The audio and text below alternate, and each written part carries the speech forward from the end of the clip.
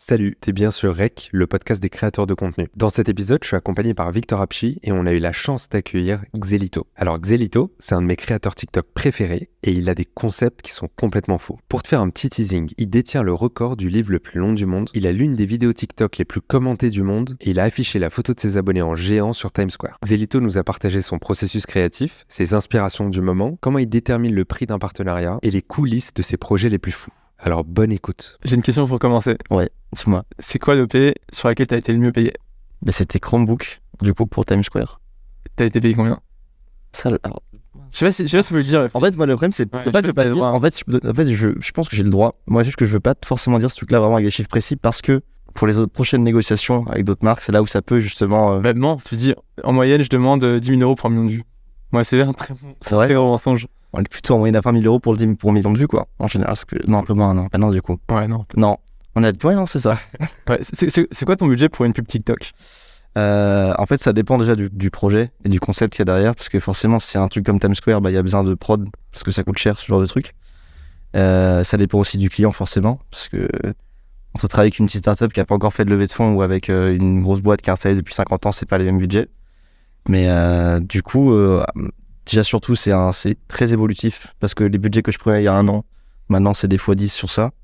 Et j'espère que dans un an, ce sera aussi des x10. Donc, mais pour le moment, en tout cas, ce que j'essaye de faire, c'est pour donner un truc, bah, du coup, les RPM, etc. J'essaye d'être sur du 10 pour 1000 vues, à peu près. Donc, en gros, pour une garantie de 2 millions de vues, on va essayer d'être sur du 20 000, etc. quoi. Et ça dépend encore une fois du projet, de ce qu'il y a derrière. S'il y a besoin de moyens à mettre dans la vidéo, de la marque, s'il y a d'autres personnes avec moi, etc. Ah, t'inquiète, tu as coupé, hein. C'est genre la question, 20 000 euros. C'est ça. Ouais. C'est juste 20 000 balles. 1 000 euros les 30 secondes. Ouais. C'est ça. Non, les 5 secondes intégrées, Ouais. les minutes, bien sûr. J'ai une autre question. C'était quoi ta plus grosse dépense pour une vidéo? Enfin, c'était quoi ton plus gros budget pour une vidéo? Bah, je pense que c'était Times Square. T'as payé combien? Alors, l'écran, ça a été compliqué parce qu'au début, quand j'avais regardé, en fait, cette idée-là, je l'ai eu il y a un an. Et je m'étais dit, quand j'ai eu cette idée-là, je m'étais dit, bah, jamais je le ferai parce que forcément, ça coûte beaucoup trop cher. Louer Times Square, bon, ça me paraissait un peu ambitieux. Et au final, quand Google, du coup, sont venus, ils m'ont dit, on va faire un truc avec toi. Je me suis dit, bon, là, il y aura du budget parce que c'est Google, forcément.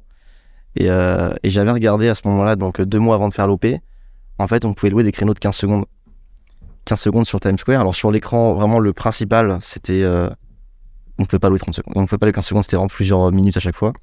Mais sur l'écran du Nasdaq, du coup, qui était en plus plus grand, à la base, les 15 secondes, c'était un truc comme 1 000 euros. Et en fait, je m'étais dit, bon, bah, ça va. Ça va de ouf. Ouais, Sauf que. Tellement d'avaler et tellement... Là où il y a eu un gros problème, c'est que au moment où j'avais fait la première vidéo pour annoncer le projet, donc là, plus de retour en arrière, le projet est annoncé, tout le monde attend ça. Je revais sur la plateforme par laquelle je passais pour faire ça. Inflation. Et en fait, inflation déjà d'une, mais aussi faillite de la SVB. Ce qui fait que il y a eu tout un amas de problèmes qui ont fait que le minimum de slots, tu pouvais prendre 15 secondes, mais il fallait prendre au minimum 1250 fois 15 secondes. Et là, on arrivait sur 35 000 euros. Sauf que moi, à ce moment-là, j'avais déjà booké des billets d'avion. Et le concept, de toute façon, je devais le faire parce que j'étais engagé auprès de ma communauté aussi, du coup de Google forcément, avec Chromebook, donc je pouvais pas faire n'importe quoi. Et donc, j'ai réussi à négocier, on a réussi à avoir un roadblock de 5 minutes complet, donc d'affilée, ce qui au final était mieux pour ma vidéo parce que je pouvais caler beaucoup plus de photos. Et ça a coûté, ça devait être 11 500, je crois, dollars. Donc un peu plus de 10 000 euros. Et à côté, t'as dû payer pour scraper les commentaires. À côté, alors ouais, pareil, pour récupérer des commentaires, parce que aussi un truc, beaucoup de gens ont cru, se sont dit, bah non, il va juste prendre des photos random sur Internet. Non, justement, je me suis embêté à aller. C'est une boîte avec qui j'avais bossé pour le livre le plus long du monde que j'avais fait. Je te vois une série de vidéos pareil où je devais récupérer des commentaires, je devais scraper des commentaires. Et eux, du coup, c'est la seule boîte, c'est les seules personnes que j'ai vues en France et même à l'étranger qui savent le faire, qui savaient encore le faire actuellement. Il y avait d'autres gens qui savaient le faire il y a 3-4 ans, j'avais vu sur des forums un peu shady et tout, des gens qui arrivaient à le faire. Et là, plus personne ne savait le faire. Donc j'avais fait un appel en story, du coup, il y a 3-4 mois pour le truc du livre. Là. J'étais tombé sur un abonné qui, lui, bossait dans une boîte qui s'appelle Ingenome, qui est une boîte belge, qui font des projets comme ça, ingénierie informatique, pour n'importe qui. Dès que tu as un projet un peu con comme ça, ils s'en occupent. Et du coup, ça, pour scraper du coup, là, on avait 1,3 million de commentaires. Je crois que ça nous a coûté un truc comme 3 000 ou 3 500. Okay. Et après, bah, tu rajoutes du coup pour le projet les billets d'avion, le temps sur place, l'hôtel, tout ça. En vrai, du coup, le projet, il m'a peut-être coûté entre 15, un gros 15 000, je pense. Entre 15 et 20 000. Pour 4 vidéos? Pour 3 vidéos. 3 vidéos. Ouais, donc dans tous les cas, là-dessus, vous inquiétez pas. Je suis très bénéfice là-dessus. Je suis en bénéfice. Il n'y a pas de problème. Je suis très bénéfice. Je suis très bénéfice. Non, là-dessus, en fait, c'est aussi ça. J'essaye toujours quand même de. À part, bon, là, j'ai aussi des idées de projets pour. Je pense plutôt l'année prochaine, parce qu'il y a des trucs vraiment ambitieux où là, je sais que je pourrais jamais dégager de bénéfices de ça, mais des projets qu'il faut vraiment kiffer. Mais je me dis quand même, le but, c'est quand même de vivre aussi un petit peu. Et si possible, de s'en mettre un petit peu dans les poches, quand même, profiter un peu de ça. Parce que ce genre de métier, même si moi, je pense quand même que. Il y a moyen quand même de tenir un peu dans le temps, de faire des projets, etc. dans ce domaine-là, en tout cas. Mais tant qu'on est justement sur ce moment où tout marche très bien, c'est le moment d'en profiter pour forcément remplir le plus les caisses possible pour derrière après faire des projets plus tard quand il y aura peut-être moins d'entrée d'argent, quoi. Ouais, après, ce que tu dis pas, c'est que tu as toute la phase d'écriture, trouver l'idée, préparer le projet, la logistique, le project management, le montage. C'est ça. Après ça, pour le moment, je suis vraiment seul. Enfin, je travaille avec des gens pour certains projets. Mais globalement, moi, tout ce qui est écriture, tournage, montage, c'est moi qui m'en occupe. Pour la distrib, je suis en train de réfléchir justement, de parler avec d'autres boîtes pour commencer à amener les vidéos sur d'autres créneaux, enfin comme sur Facebook ou sur Snap. Mais du coup, en fait, non, si on revient à un taux horaire, en fait, je sais pas, du coup, parce que ça fait 3 ans que je suis du coup dans ce truc-là en indé. Sur 3 ans, si on lise vraiment tous mes revenus depuis 3 ans au taux horaire, c'est pas énorme. Du coup, tu gagnerais plus à bosser au McDo. Ah, ben oui, ça, c'est sûr. Mais par contre, depuis 6 mois, non. Depuis 6 mois, je gagne bien plus d'être créateur de contenu que d'être. En fait, il faut juste lisser sur toute la. Mais c'est le résultat de. C'est ça. C'est ça. C'est qu'en fait, tu travailles gratuitement pendant au moins 1 an au début, quoi. Sans garantie de résultat. Déjà, surtout. C'est ça qui est ouf. Ouais. Surtout que j'ai bossé en plus au McDo avant. J'ai bossé au McDo pendant. Enfin, en fait, quand j'étais à la fac, à côté de la fac, du coup, j'avais pas besoin d'argent parce que je vais chez mes parents et franchement, il n'y avait pas de problème. Et j'ai toujours voulu avoir de l'argent pour moi, pour me faire plaisir, acheter des trucs. Ouais. Et je bossais à McDo, du coup, j'ai un contrat à 10 heures par semaine à côté des cours. Et c'est après ces 3-4 mois-là, je me suis dit, déjà plus jamais je suis salarié. Un truc qui m'a vraiment. Déjà de base, j'avais toujours voulu un peu être indépendant, faire mes petits trucs dans mon coin et tout. Mais ça m'a vraiment confirmé. Après, pour le coup, McDo, on sait bien que c'est pas forcément l'exemple parfait d'une boîte dans laquelle les employés sont heureux. Mais ça m'a conforté dans le fait de faire ma thune à côté avec mes projets. Ouais. Donc voilà. Okay. Et comment ils ont réagi, tes parents, quand ils ont vu que tu me brasses autant de cash? Tu leur as dit ou pas? Oui, ils sont maçons depuis le début, ils ont toujours été au courant, même quand je gagnais rien, ils le savaient aussi. Ouais. Et justement, au début, ils avaient peur quand moi je leur ai dit, en fait, là c'est bon, je suis en L2, j'arrête parce que ça me saoule. Là, en plus, j'ai des projets à l'époque avec Webedia. Webedia, voilà. J'avais des projets avec eux à l'époque et donc je me suis dit, là c'est le moment de quitter un peu et d'aller à fond dans ce truc-là. Mais pour mes parents, au début, ils avaient peur, moi je leur disais, mais moi, en fait, dès le début, j'étais très serein sur le fait que plus tard, ça allait marcher. J'étais sûr de moi que j'allais. Bon, pour l'instant, ça marche bien, à voir plus tard, mais j'ai l'impression quand même que ça en est sur la bonne voie. Et non, du coup, ils ont toujours été assez. Ils ont toujours dit, fais attention, et ils m'ont toujours soutenu. Alors que mes 2 parents sont profs, enfin, ils sont enseignants en faculté à l'université. Donc, les 2, ils ont justement un parcours hyper scolaire, ils sont fonctionnaires, etc. Tu vois, donc c'est vraiment la sécurité au max quand même. Et donc, ils m'ont jamais dit non, etc. Ils m'ont toujours encouragé, ils m'ont juste toujours dit, fais gaffe. Et là, dernièrement, depuis qu'il y a des contrats, ils disent, ouais, quand même. C'est vrai que ça marche bien, ouais, c'était une bonne idée. Ouais, c'est ouf pour eux, genre, je sais pas s'ils comprennent trop. Franchement, en vrai, ils suivent quand même. En fait, ils ont jamais été très réseaux, parce que c'est quand même des bons darons, quand même, tu vois, de 55 ans. Mais par contre, du coup, depuis que moi je suis sur TikTok et Insta, ils ont installé quand même l'application, et des fois, moi, quand je retourne à Rennes chez mes parents, je vois mon père qui est en train de regarder ce TikTok, ça me fait toujours marrer, ouais. C'est pas un peu cringe quand tu t'entends ta voix et tout, que ton père regarde? Moi, ça me cringe de ouf. Alors, ça me cringeait plus quand c'était justement des sketchs. Ouais. Pourtant, j'étais très fier de ces vidéos-là. Mais c'était quand même très spécial à regarder quand c'est toi qui l'as fait, tu vois. Alors que maintenant, mes concepts, mes vidéos que je fais actuellement, j'ai beaucoup moins de mal à les montrer à des gens, de dire tiens, t'en penses quoi, etc. Parce que je sais pas, je trouve qu'il y a une vibe quand même très différente. C'est juste vu que le concept, c'est de faire un truc vraiment assez stylé, je sais qu'en tous les cas, personne sera en mode c'est marrant, tu vois. Ouais. Alors qu'avant, vu que c'était vraiment des sketchs, donc de l'humour pur et dur, si la personne rigole pas, là t'as ce petit truc. Bon, c'était pas fou, quoi. On est parti direct dans le vif du sujet, mais il y a une partie de nos auditeurs qui ne te connaît pas. Est-ce que tu peux te présenter? Déjà, je dirais prénom Xelito, nom de famille Bellec. C'est ce qu'on dit sur les réseaux. Non, de base, moi, je m'appelle Alex. Et d'ailleurs, ce nom Xelito, il vient... En fait, c'était à l'époque. J'avais créé un compte Insta, mais pour vraiment un compte très très pris avec juste mes 10 potes avec qui je suis tout le temps où je fais des conneries, quoi. Et ce compte-là, je l'avais appelé Xelito parce que Alex, à l'envers, c'est Xela. Et Ito, parce que, un petit côté un peu sympa, quoi, festif. Et Bellec, parce que justement, le Xelito, c'était déjà pris, donc il fallait rajouter un truc. Je dis, je sais pas, Bellec, allez, vas-y, très bien, tu vois, on rajoute. Et du coup, le compte est né comme ça. Et c'était vraiment un compte c'était un compte très privé, tu vois. C'était un compte vraiment statut privé avec mes potes et tout. Et pendant le confinement, on se faisait chier, donc on s'appelait forcément comme tout le monde, on faisait des jeux. Et puis il y a un de mes potes qui dit TikTok, c'est marrant, j'ai installé et tout. On était arrête avec tes conneries, hein, TikTok. Tu sais, on avait tous cette idée-là à l'époque quand ils spammaient sur YouTube des pubs et c'était vraiment l'application la plus cringe du monde. Donc moi, j'étais pas forcément ouvert à installer, mais on l'a quand même installé pour le fun. Et du coup, j'ai créé mon compte comme ça, qui de base, c'était un compte, j'étais avec mes potes, comme ça je m'amusais. Et en fait, j'ai fait 1-2 vidéos. Ça a très vite pris quand même. Je pense que c'était au bout de 2 ou 3 vidéos où j'ai une qui a vraiment pris beaucoup. Au début, je fais c'est pas mal, on peut s'amuser. Et du coup, pendant tout le confinement, c'était un peu ça, de m'amuser à faire des vidéos. En fait, tous les jours, vu que je me fixais un objectif de dire, tiens, chaque jour, je fais une vidéo, trouver un thème marrant et faire un sketch là-dessus. Et après, de fil en aiguille, ça a donné ça, quoi. Et t'as parlé de Times Square. Donc là, t'es passé d'une vidéo où tu te prends une carotte dans le huc. Ouais, c'est un peu ça, ouais. À... T'as fait cette recherche, t'es remonté loin. Hein. C'est que je suis remonté très loin. Je scroll TikTok, j'arrivais jamais à la fin. Ah ouais, il y a une période où j'ai vraiment posté, je t'ai dit, j'étais à 10 ou 15 vidéos par jour, donc ouais, t'as dû bien remonter. Ouais. Incroyable. Mais j'ai l'impression que la carotte, c'est la première vidéo. C'est la première. Okay. C'est la toute première, ouais. Ok, et alors, est-ce que tu sais quel jour on est aujourd'hui ? On est le 6 avril. Je crois, 6 ou 7. 6 ou 7 avril. Et est-ce que tu sais que la vidéo de la carotte a bientôt 3 ans ? Oui, parce que c'était pendant le confinement, donc ouais, c'est ça. Incroyable. Enfin, t'es les 3 ans du compte. Est-ce que t'as prévu une grosse stuff ? Pas du tout. J'avais oublié que c'était du coup bientôt. Pas une vidéo anniversaire où tu parles de la carotte. Ouais, faudrait que je fasse ça, j'avoue que ça peut être marrant. Sur ton compte spam. Ouais, parler de la première vidéo. Comme quoi on revient de loin parfois quand même. Et ce qui est drôle, j'ai vu aussi que t'as des abonnés qui vont jusqu'à tes premières vidéos et qui commentent. Ouais. C'est trop drôle. Ça, même des coups dernièrement, j'ai remarqué aussi TikTok pousse beaucoup plus les anciennes vidéos. Okay. Alors peut-être pas celle de 3 ans, je pensais plus parce que les gens s'amusent à remonter pour voir la première. Mais par contre, dernièrement, j'ai beaucoup de mes vidéos qui datent d'il y a 6 mois. Qui prennent d'un coup 1 million de vues en une semaine, quoi. Ah ouais ? Ouais, sur les vidéos longues par contre, que sur les autres plus longues. Donc ils veulent faire un peu des YouTube, ce qui est très bien, parce que du coup ça nous fait des revenus tous les mois sans rien faire, c'est quand même un peu cracher dessus. Donc pour ça, ouais, les anciennes vidéos continuent de marcher un peu quand même. Et raconte en quelques mots l'évolution de ton compte. Donc t'as commencé avec des vidéos un peu drôles, où tu te prenais des coins de meubles, et où tu faisais des blagues un peu avec tes potes et tout. Raconte l'évolution. À la base, du coup, moi j'avais commencé en faisant juste des sketchs.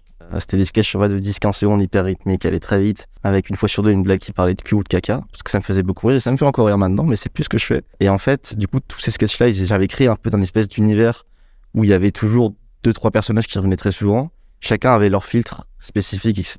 Et il y avait toujours un filtre de voix qui déformait et tout. Et ce truc-là, à la base, moi, c'était parce que pour me protéger, parce que moi, j'ai jamais été très réseaux sociaux, même de base, même encore maintenant, je poste jamais de story, je fais rien, parce que je suis pas réseau, moi, en fait. J'aime bien juste produire des trucs, mais je suis pas du tout réseaux sociaux. Et du coup, je voulais pas qu'on me reconnaisse, je voulais faire un truc dans mon coin, ça me faisait marrer, même mes potes de fac. Mais il y avait tous mes potes, évidemment, du collège, ils étaient au courant, parce que c'est avec eux que j'ai monté ce compte-là. Mais par contre, à la fac, personne n'était au courant, tu vois. Parce que je voulais pas forcément montrer ça. Et du coup, j'ai fait ça pendant un an et quelques. Donc au début, pendant le confinement, j'en postais une par jour pour m'amuser et tout. Ensuite, l'été, j'ai un peu arrêté. Pareil, la reprise de la fac, j'ai un peu arrêté. Et au bout d'un moment, je me suis dit, mais en fait, il y avait quand même un truc à jouer. J'en postais une quand même de temps en temps, toutes les 2-3 semaines, mais c'était beaucoup moins régulier. Et après, j'ai pété un câble, je me suis dit, j'en refais une par jour. Et pendant un an, j'ai refait un sketch par jour. Sur Insta, ça a vraiment explosé à ce moment-là. Parce que sur Insta, il y avait peu de TikTokers qui étaient encore dessus. Je me rappelle, à l'époque, en 2-3 mois, j'avais pris peut-être 200 000 abonnés quasiment, ce qui était énorme. Enfin, pour Insta, surtout à l'époque, ça m'avait rendu fou, quoi. Et en plus, à ce moment-là, j'avais été contacté par Facebook directement pour avoir un partenaire manager Insta. Je me suis dit, ça y est, c'est bon. En fait, pas du tout. À ce moment-là, je faisais absolument aucune thune et j'étais chez mes parents. Donc bon. Et donc, j'ai fait ça pendant assez longtemps, pendant du coup un an et demi, je pense. Ces sketchs-là. Et au bout d'un an, ça m'a saoulé pour 2 raisons. Déjà, d'une, parce que se cacher derrière ces personnages. En fait, moi, la fiction, ça m'intéressait plus. De purement fictionnel, en tout cas. D'être juste caché derrière des personnages et d'avoir des trucs vraiment très joués. Et ça me saoulait. Je voulais un peu parler de ce que je faisais. J'avais toujours eu des envies un peu connes de faire des conneries et tout. Donc, je voulais faire ça. Et donc, la transition était très dure en plus parce qu'il fallait quand même d'un coup arrêter de se cacher derrière tout ça et tout et aller vraiment de moi sur le devant de la scène plutôt qu'un personnage j'étais vraiment loin derrière, quoi. Et la deuxième raison, c'était la thune. Parce que, en fait, ce n'est pas monétisable de faire des sketchs qui parlent de cul et de caca. Faut le savoir, les marques veulent pas s'associer à ça, ce qui est compréhensible. Avec du recul, je comprends totalement. À l'époque, je me disais, mais je comprends pas, je fais des stats de ouf, pourquoi ils veulent pas? Pour ça, c'est très simple, c'est plutôt simple. Et du coup, ouais, ça a été un peu ça, et surtout, même juste une envie de changement, parce que moi, je me suis toujours très vite ennuyé dans tout ce que je faisais. En fait, depuis tout petit, j'ai toujours eu plein de projets, mais complètement, j'étais vraiment barré. Enfin, j'ai un truc où j'ai toujours voulu faire plein de choses. Par exemple, quand j'étais petit, j'ai eu une passion pour les oiseaux quand j'étais en école primaire, mais vraiment un problème obsessionnel, où pendant 2 ans, j'étudiais les oiseaux, j'ai tous les bouquins qui parlaient d'oiseaux, j'achetais des CD pour apprendre chaque chant de chaque oiseau, je connaissais tout sur les oiseaux. Ouais, le chant du merlot. J'ai aucun souvenir. C'est ça le problème. C'est qu'en plus, c'est des informations qui, bah non, j'ai quoi t'oublier, tu vois, mais c'était quand j'étais en primaire. J'avais acheté des jumelles, un appareil photo, une caméra. Je voulais tout faire. Je voulais les oiseaux à fond. Et après ça, j'ai un peu arrêté en rentrant au collège. Bon, les oiseaux, c'était moins stylé d'en parler. Donc, forcément, j'ai un peu arrêté. Après, j'ai eu une passion. Pourquoi ? J'ai eu une passion pour la magie. Ça a duré aussi 3 ans. Où vraiment, j'étais matrixé par ça. C'est-à-dire que moi, je rentrais des cours, je jouais pas aux jeux vidéo. Je prenais mon jeu de cartes et je faisais ça, mais premier degré, vraiment 3-4 heures par jour. En entrant des cours à chaque fois. Ce qui fait que j'étais pas mauvais, du coup, pour mon jeune âge, j'étais tout petit. Des fois, j'allais dans les restos et tout avec des potes, parce que du coup, je traînais avec un peu ce milieu-là, qui est un milieu très fermé de la magie, en tout cas à l'époque. Je sais pas comment c'est maintenant, tu vois. Un petit peu le petit génie de la magie. J'étais le petit génie avec entre des gros guillemets. Ils étaient aussi sympas avec moi, je pense, parce que j'étais petit. Mais du coup, dans les restos, j'allais, des fois, je faisais des petits tours et tout. J'étais vraiment, et du coup, de fil en aiguille, je fais de la magie. Et je me dis, putain, à l'époque, il y avait une économie de fou des jeux de cartes. Mais une économie vraiment de collection. T'avais des jeux de cartes qui prenaient des valeurs, mais des jeux à 1000 balles, tu vois. Moi, je me suis dit, mais il y a un marché de fou. J'étais fou, j'avais 12 ans, tu vois. Je me disais, attends, mais il y a moyen de faire un truc. Non, ouais, à ce moment-là, je devais avoir 12-13 ans, tu vois. J'étais vraiment au collège, mi-collège. Et vu que je parlais, du coup, beaucoup de gens dans ce milieu-là étaient forcément plus âgés que moi, enfin, genre mon âge actuellement, donc 20 ans. Et du coup, je me dis, tiens, ce serait marrant qu'on fasse un jeu de cartes. Et avec un gars qui était à Rennes, qui s'appelait Tanguy, à qui du coup on faisait de la magie ensemble, je me dis, ok, vas-y, on va faire un jeu de cartes. Et donc, je me suis dit, ouais, mais pour faire un jeu de cartes, il faut apprendre à faire des dessins, il faut bien faire. Donc, d'abord, je me suis buté pendant genre 6 mois pour aller des tutos de graphisme, tu vois, pour apprendre le graphisme, faire un truc stylé. Donc, du coup, pendant ce moment-là, pendant 6 mois, la magie était un peu de côté, mais par contre, mon compte Instagram, qui était un compte perso à l'époque, je postais pendant 1 mois, enfin, non, pendant 6 mois, un post par jour de graphisme où j'apprenais. Donc là, je pourrais vous montrer ça, c'est marrant. Attends, je vais essayer de le retrouver. Si j'ai tant qu'à faire, c'est marrant. Donc vraiment, je me suis dit, je vais apprendre le graphisme, je vais être bon en graphisme, tu vois. Sauf que du coup, une fois... Ah non, j'ai plus ce compte-là, j'ai plus accès. Là, sur mon compte Xelito, sur l'autre, parce que c'est mon nouveau téléphone. Et du coup, une fois que j'ai appris le graphisme, je me suis dit, ok, super, j'ai designé mon jeu. Après, je me dis, mais comment on fait pour le vendre ? Je savais pas, tu vois. J'ai dit, ok, on va faire un Kickstarter, tu vois, on va faire un truc participatif. Mais du coup, il faut apprendre à faire un peu de com, donc je ferai des vidéos de com et tout. Moi, je suis là, je vais essayer de comprendre, tu vois, comment ça marche. Après, du coup, je finis par contacter par mail avec un anglais dégueulasse, parce qu'il y avait 12 ans des usines au Canada pour faire produire le jeu. Je me fais, avec le gars avec qui je travaille, du coup, c'est son père qui nous finance les 20 premiers jeux pour avoir des exemplaires. Et donc, on a 20 prototypes. Je me dis, on fait quoi ? Et on les envoie à tous les influenceurs magie de l'époque. Donc, on commence à lancer une campagne d'influence, tu vois. Et au final, à chaque fois, c'est le même problème que j'ai toujours eu, c'est-à-dire que une fois que tous les influenceurs magie avaient leur jeu, on dit on n'a plus qu'à le lancer. Je suis allé déposer à l'INPI les designs, tu vois. On dit c'est bon, on a tout est prêt, légalement on a tout. Et moi je dis ouais, ça m'amuse plus, tu vois, j'ai plus envie. Genre en fait c'est vraiment le chemin qui m'a amusé. Après je dis en fait non. J'avais aussi je pense peur que ça floppe parce que forcément ça allait sûrement flop, tu vois. Et du coup juste j'avais fait ça, j'étais content. Donc ça c'était mes 3 passions imbriquées dans la magie. Et après j'ai eu la passion cinéma où là pareil j'étais matrixé par je voulais faire de la vidéo de son depuis tout petit, j'ai toujours voulu faire des vidéos, faire du YouTube et tout. Mais je me suis jamais dit, je vais aller sur YouTube, je vais faire des vidéos en ligne, c'est la honte, tu vois. Au début, tu te dis, mais vu que ça marchera pas, c'est pas stylé. Ouais. Quand ça marche, c'est stylé, mais quand ça marche pas, c'est la honte. Et du coup, je voulais faire une école de cinéma. Au final, quand ils m'ont annoncé que c'était 10 000 balles par an, je me suis dit, juste pour avoir un carnet d'adresse qui en plus est pas top, je me suis dit, ça vaut pas le coup. Et là, du coup, je suis allé en fac d'info. Et là, pareil, passionné d'info pendant 2 ans. Et là, après TikTok a marché, là, je dis, bon, enfin, on a la sortie. Et à quel moment t'as appris le montage ? J'en ai toujours fait. La vidéo, ça a toujours été un truc, quand je faisais de la magie, je faisais de la vidéo, parce que j'avais une chaîne YouTube où je faisais de la magie. La chaîne YouTube est introuvable, essayez pas de la trouver, elle est introuvable, tout est en privé. Xelito Magie. Mais non, c'était Xela Magic. Ok. Je faisais des vidéos de magie, et vraiment bien montées, mais je pourrais vous montrer après, avec du recul, je dis putain, quand même pas mal. Et pareil, quand du coup, les oiseaux, donc là en primaire, du coup, mon père m'avait acheté une caméra, un appareil photo, et du coup, je filmais les oiseaux. Donc ouais, j'ai toujours fait du montage depuis la 6ème, quoi. J'ai toujours utilisé Premiere Pro depuis tout petit et tout. C'est vrai que maintenant, c'est beaucoup plus simple. Parce que du coup, j'ai pas trop ça à apprendre. Enfin, j'apprends toujours de toute façon, tout le temps dès qu'il y a un truc, tu vas sur YouTube, t'apprends un tuto, tu vois. Mais j'ai toujours essayé d'apprendre par moi-même tous les trucs. J'ai toujours été assez curieux, justement, de plein de domaines en général. Et à chaque fois, je développe une obsession pendant 2 ou 3 ans à un domaine. Là, dernièrement, c'est les voitures. J'ai jamais aimé les voitures. Vraiment, j'avais toujours rien à faire. Et depuis décembre, vu que là, je vais acheter une voiture, je ferai mon feed mon feed pour toi sur TikTok, c'est que des voitures. Et c'est fou. À chaque fois, je développe des obsessions, mais débiles, tu vois. Et voilà. Et c'est quoi ta voiture préférée du coup ? Alors, ça dépend dans quel budget. C'est-à-dire que là, dans le budget que moi j'avais, j'ai acheté ma voiture préférée. Le Clio 2. Non, c'est une petite Mazda MX-5. Elle est toute belle. Je la reçois dans 2 semaines. Je suis très content. Ouais. Je suis hyper content. Ça, c'est grâce à TikTok. Et le budget no limite ? Budget no limite, je sais même pas. Moi, de quoi ? La voiture, Ma voiture, là, elle a coûté 23 000. Et d'occasion. D'occasion quasi neuve, quoi. Mais et en plus, par contre, ce qui est cool, c'est que c'est une voiture qui perd pas trop de valeur. C'est un truc où, en fait, vu que là, ma boîte commence à avoir pas mal de thunes, il fallait aussi commencer à lâcher de l'argent parce que sinon, c'est l'argent qui dort dans un compte, ça sert pas à grand chose. Et aussi se faire plaisir parce qu'au bout d'un moment, ça sert à ça quand même d'avoir de l'argent. Donc, et sinon, en budget all-time, je sais même pas. Dernièrement, je suis passionné par les Porsche, mais ça fait un mois, donc je saurais pas te dire. Tu vois, je connais aucun modèle, je vois des images, je fais c'est beau. Et tu te souviens de ta première vidéo sur laquelle tu as gagné de l'argent?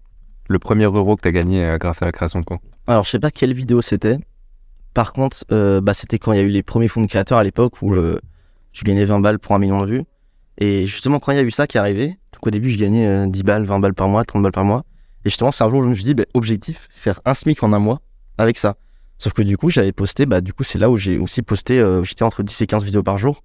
Et j'avais réussi, je crois, à faire 900 ou 1000 euros en un mois avec un fonds de créateur. Donc j'avais fait, je sais pas combien, une centaine de millions de vues, tu vois, en un mois. C'était abusé, mais je postais à balle, tu vois, c'était vraiment du spam.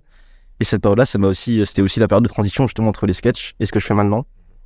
Où je me suis dit, dans n'importe quel domaine, en général, ce qu'on fait pour trouver une nouvelle idée, pour trouver des trucs bien, c'est qu'on fait du A/B testing. Je me suis dit, on va faire du AJ testing, on va poster 10 vidéos par jour jusqu'à voir ce qui marche chaque fois et sélectionner ce qui marche. Du coup, je faisais 300 vidéos par mois, quoi. Mais c'était des vidéos, la moitié, c'était des trains qui me prenaient 5 secondes à faire. Et le reste, j'ai trouvé des concepts. Et en fait, au fur et à mesure, au bout de 3 mois, t'as 1000 vidéos postées, tu vois ce qui a marché, ce qui marche pas. Et après, tu t'affines pour trouver un peu tes concepts de ce que t'as envie de faire, quoi. C'est hyper intéressant. Et est-ce que le côté obsessionnel, ça fait que t'as peur d'un jour à perdre l'obsession pour TikTok?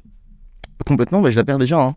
Justement, c'était en décembre là de cette année, donc il y a 3-4 mois, où justement ça faisait 6 mois que ça marchait mieux que jamais, où toutes mes vidéos faisaient 2 millions de vues, quoi. Et je me suis dit, ok. En fait, j'ai trouvé la recette parce que maintenant, toutes mes vidéos, c'était des concepts quand même toujours différents. Mais en fait, j'avais la recette, c'est-à-dire que je savais que l'intro devait faire ça. Et là, c'est ce moment-là où je me suis dit, en fait, je m'amuse pas. Je m'amuse plus dans ce que je fais. Et c'est pour ça aussi, pendant un mois ou deux, j'ai rien posté parce que d'une, j'avais pas d'idée assez percutante qui me faisait marrer, que j'avais vraiment envie de faire. Et aussi cette peur-là de, vu que ça marche très bien, faut pas que je fasse de la merde, faut que ça continue de bien marcher. Et aussi, juste, je m'amusais plus, quoi. Et du coup, c'est là où je me suis dit, petite remise en question. Maintenant, le but, c'est de faire des projets d'une qui marchent parce que c'est cool. Et aussi des projets qui, moi, me font kiffer. Par exemple, Times Square, c'est l'occasion de voyager, tu vois, à New York. Et du coup, c'est lié le plaisir perso et un truc qui est cool à faire et qui fait plaisir aux gens. Est-ce que t'angoisses de flop? Oui, mais moins qu'avant. Enfin, en fait, dans le sens où, si, plus qu'avant, parce que du coup, vu que tout marche très bien, je me dis, si ça marche pas, c'est qu'il y a un problème, tu vois. Et moins qu'avant, parce que je comprends maintenant pourquoi ça marche ou pourquoi ça marche pas. J'ai réussi un peu à comprendre, en tout cas pour mon contenu. Je dis pas que je comprends pour n'importe qui, tu vois, mais pour ce que moi je fais, j'arrive à comprendre. Normalement, avant déjà la poster, j'arrive à savoir si elle fera 1 million de vues ou 3 millions de vues. Et surtout, c'est toujours plus simple après, tu vois, une fois qu'elle a fait ses stats, tu dis, ok, pourquoi ça marchait, pourquoi ça marche pas. Mais de toute façon, en général, moi, dès que je poste une vidéo, à chaque fois, toutes les heures, je prends un screen. Toutes les heures précises pour voir au bout d'un 4 heures à chaque fois quelle évolution elle a suivi, tu vois. Et en gros, maintenant j'ai fait un peu des stats, tu vois, dans mon coin pour voir, en tout cas avec mon compte TikTok, si au bout d'une heure il n'y a pas 100 000 vues, on va avoir du mal à faire 1 million, 2 millions de vues, tu vois. Et mais du coup, j'ai peur parce que oui, il faut que toutes les vidéos marchent, mais vu que j'ai aussi cette recette-là où pour l'instant ça marche très bien, il y a un peu moins de stress là aussi quand même. C'est un peu partagé. Ça t'arrive de publier, tu vois que ça marche pas trop, tu supprimes, tu remontes, Ouais, ça de ouf. Ça m'arrive souvent. Il y a pas longtemps, ce que j'ai fait, où je voulais faire une 4e partie pour Times Square. Je voulais faire une 4e vidéo. Et en fait, j'ai fait la vidéo. Je l'ai écrit une script. Et là, dès le début, quand je l'ai écrit, je disais, c'est pas ouf. Mais je me suis dit, en vrai, vu que le concept est fort quand même, c'est Times Square, tu vois. Et en plus, la vidéo, c'était combien m'a coûté Times Square. Je me suis dit, ça va intéresser les gens parce que les gens adorent quand ça parle de thunes, tu vois. Et mais moi, j'aime bien, j'en parlais tout à l'heure, moi, j'aime bien me mettre à la place des gens que moi j'étais à l'époque, ou de vouloir comprendre comment ça marche, combien ça coûte et pourquoi c'est rentable, ce genre de truc, tu vois. Et je fais un premier jet, je me dis ok, c'est pas ouf, je réécris, c'est pas ouf, je la tourne, je la monte, je regarde la vidéo, je fais bon, je la sens pas trop, mais je la poste quand même. Au bout d'une heure, je vois qu'elle fait pas les stats qu'elle fait d'habitude, donc je me dis bon, c'est pas ouf. Elle a fait combien au bout d'une heure? Elle a fait genre 40 000. Ok. Et je me dis, vraiment par rapport à d'habitude, c'est vraiment en dessous. Et je sentais qu'elle allait de toute façon, même il y avait aucun engagement en fait, il y avait genre 15 commentaires, tu vois. Alors qu'au début, je fais quand même beaucoup d'engagement sur mes vidéos, donc je me dis ok, ça plaît pas aux gens, il y a un truc qui va pas. Donc je la regarde en boucle et tout, on me fait un petit café. Et je me dis ok, j'ai compris, l'intro, il y a un truc qui allait pas. Et pour le coup, du coup, je suis persuadé que c'était ça, donc je change, je fais le montage. C'était quoi le truc? C'était l'intro. Ah mais exactement. Alors c'était en gros, c'est qu'il y avait les images d'insert. En gros, normalement sur les 3 premières secondes de mes vidéos, c'est surtout du facecam et l'insert elle vient juste après. Et là, dès le début, t'avais trop d'inserts et du coup, tu savais même plus où ça allait. Il y avait trop de trucs. Je me dis ok, donc je modifie ça. Sauf que je modifie ça à l'arrache parce qu'il était déjà 19h. Je me dis il faut que ça sorte avant 20h parce que ça va pas sinon. je la poste, et là, elle marche encore moins. Mais parce que je vois que dans les commentaires, tout le monde dit, mais tu viens de la poster 2 fois. Et en fait, là, le truc, c'est que TikTok, je pense, l'avait montré aux mêmes personnes qui ont vu la première fois la vidéo. Du coup, ils ont scrollé direct, parce qu'ils ont dit, je l'ai déjà vu. Donc, dès le début, le watch time était éclaté, et là, la vidéo, elle a fait genre 200 vues en 20 minutes. Je fais, allez, j'abandonne, projet poubelle, et voilà, tu vois. Mais par contre, à l'époque, ce qui marche bien en général, quand je vois que la vidéo marche pas trop, je la laisse un peu. En général, elle fait quand même ses vues. Mais par contre, après, pour mes prochaines vidéos, je vais prendre ça en compte et dire, ok, cette intro-là, s'il y a un problème, c'est qu'il faut enlever ce mot-là ou changer ça. Tu sais, je sais pas si t'as vu la fiction d'Antoine Raka avec la meuf qui rentre là complètement effrayée. Ouais. Et ça, il m'avait dit, il avait fait d'abord une version qui était genre légèrement plus longue au début, tu vois, devant la porte.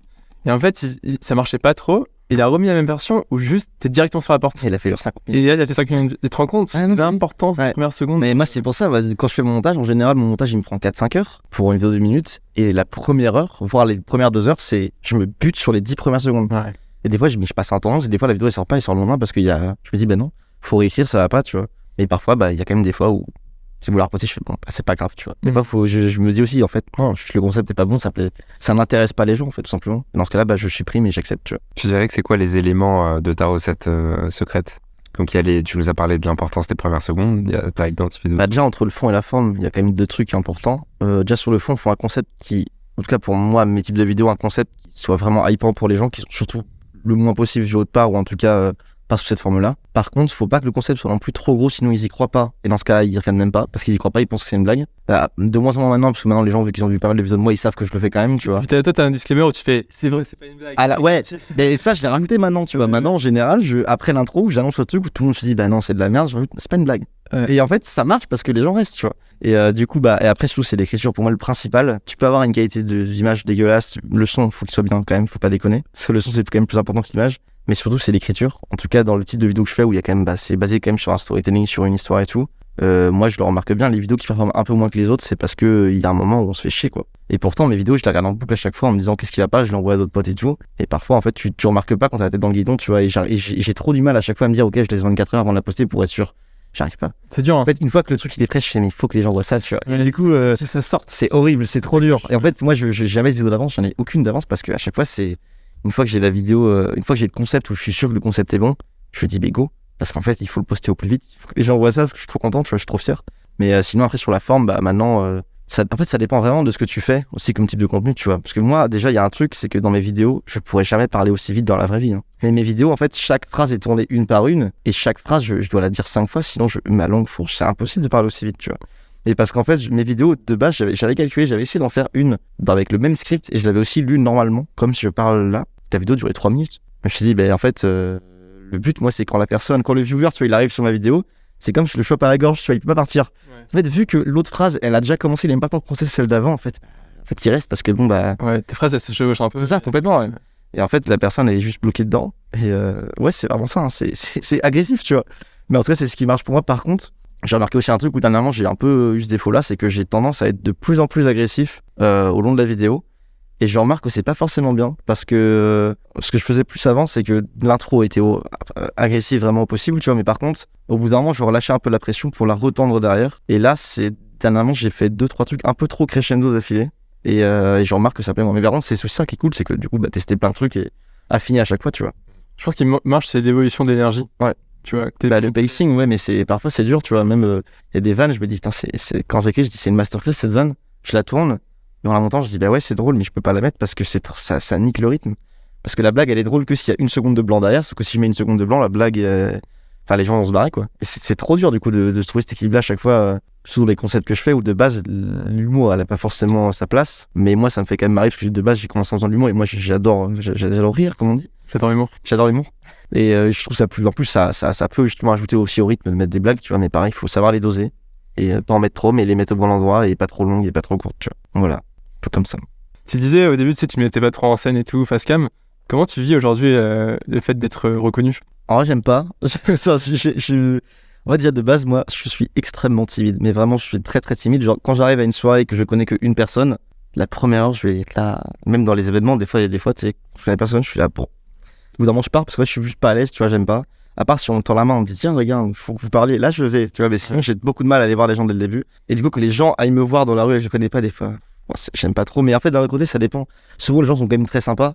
Mais en fait, j'aime pas trop être dérangé, tu vois. Quand je fais ma vie, j'aime pas. Tout après, je sors pas beaucoup, donc quand je sors, surtout, vu que généralement on sort avec Satine tous les deux, donc du coup, il y a forcément un de nous. Si un de nous qui se fait reconnaître, l'autre se fait aussi reconnaître forcément, donc ça nous arrive tout le temps, tu vois, quand on sort. C'est pas du tout invisible. Je suis pas Squeezie, tu vois. Je veux dire que quand je sors, on sort dans la rue pendant 3 heures à Paris, on va se faire reconnaître 2-3 fois, tu vois. C'est pas du tout invisible. Mais pour autant, c'est pas. En fait, c'est juste que ça me met pas à l'aise. C'est juste ça. C'est pas que j'aime pas, parce que les gens sont trop cool et je comprends, moi, à leur place. Et des fois, ça m'arrive de croiser des gens, je fais, ah, putain. Et j'ose pas aller les voir, mais par contre, je comprends que Les gens se concentrent. c'est normal, tu vois. Ouais. Et c'est pour ça, là-dessus, je suis toujours en mode, bah viens, on fera une photo et tout, mais moi, je suis pas. Ça se voit, je pense, sur les photos à chaque fois, tu vois, je suis là.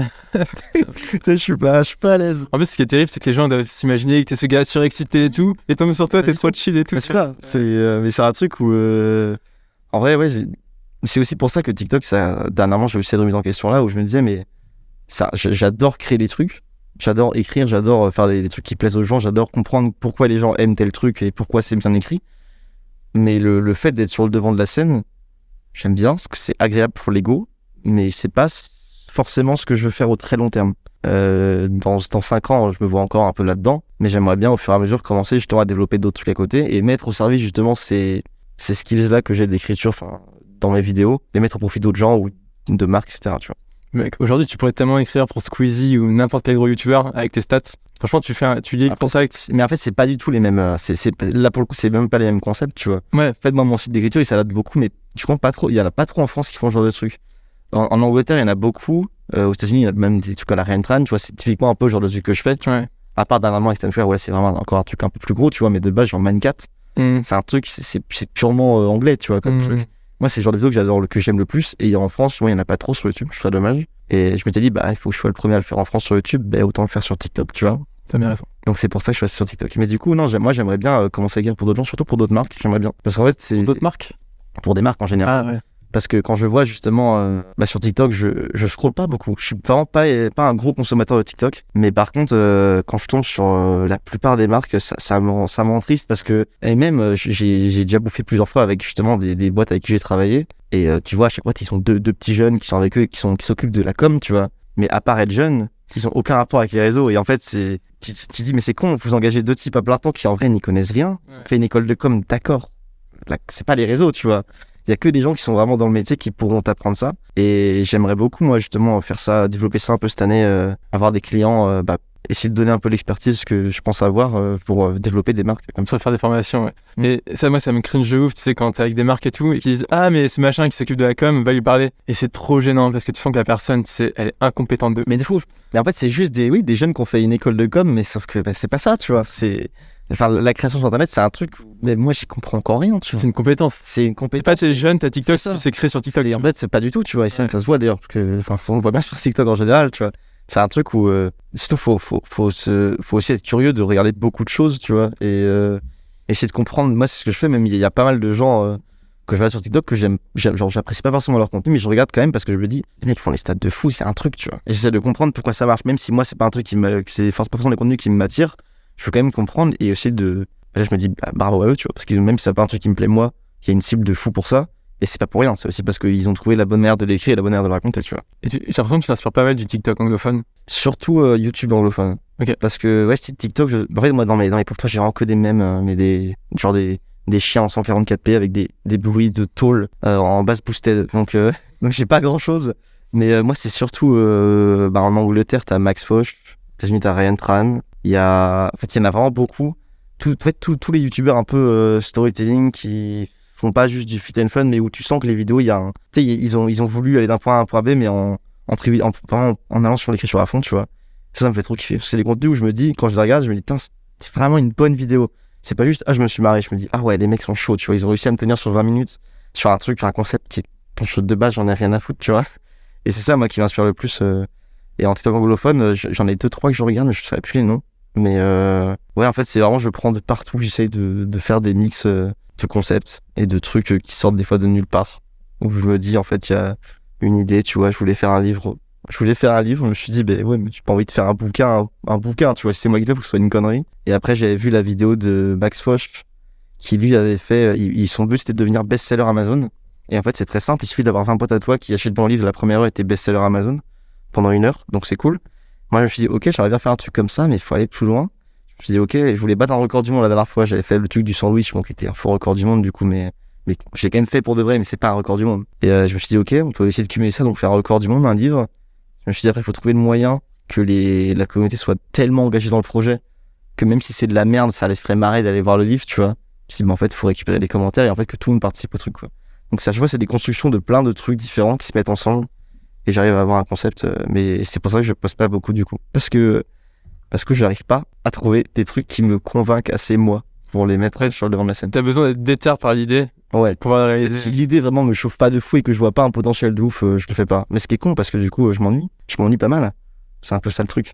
Mais il faut trouver le juste milieu, quoi. Tu peux nous raconter le livre de A à Z, comment tu l'as fait? Le truc du livre le plus long du monde. Ouais. Donc Bah, déjà, ouais. le concept, c'est que c'est un livre. Le concept, en gros, c'était d'écrire le livre le plus long du monde.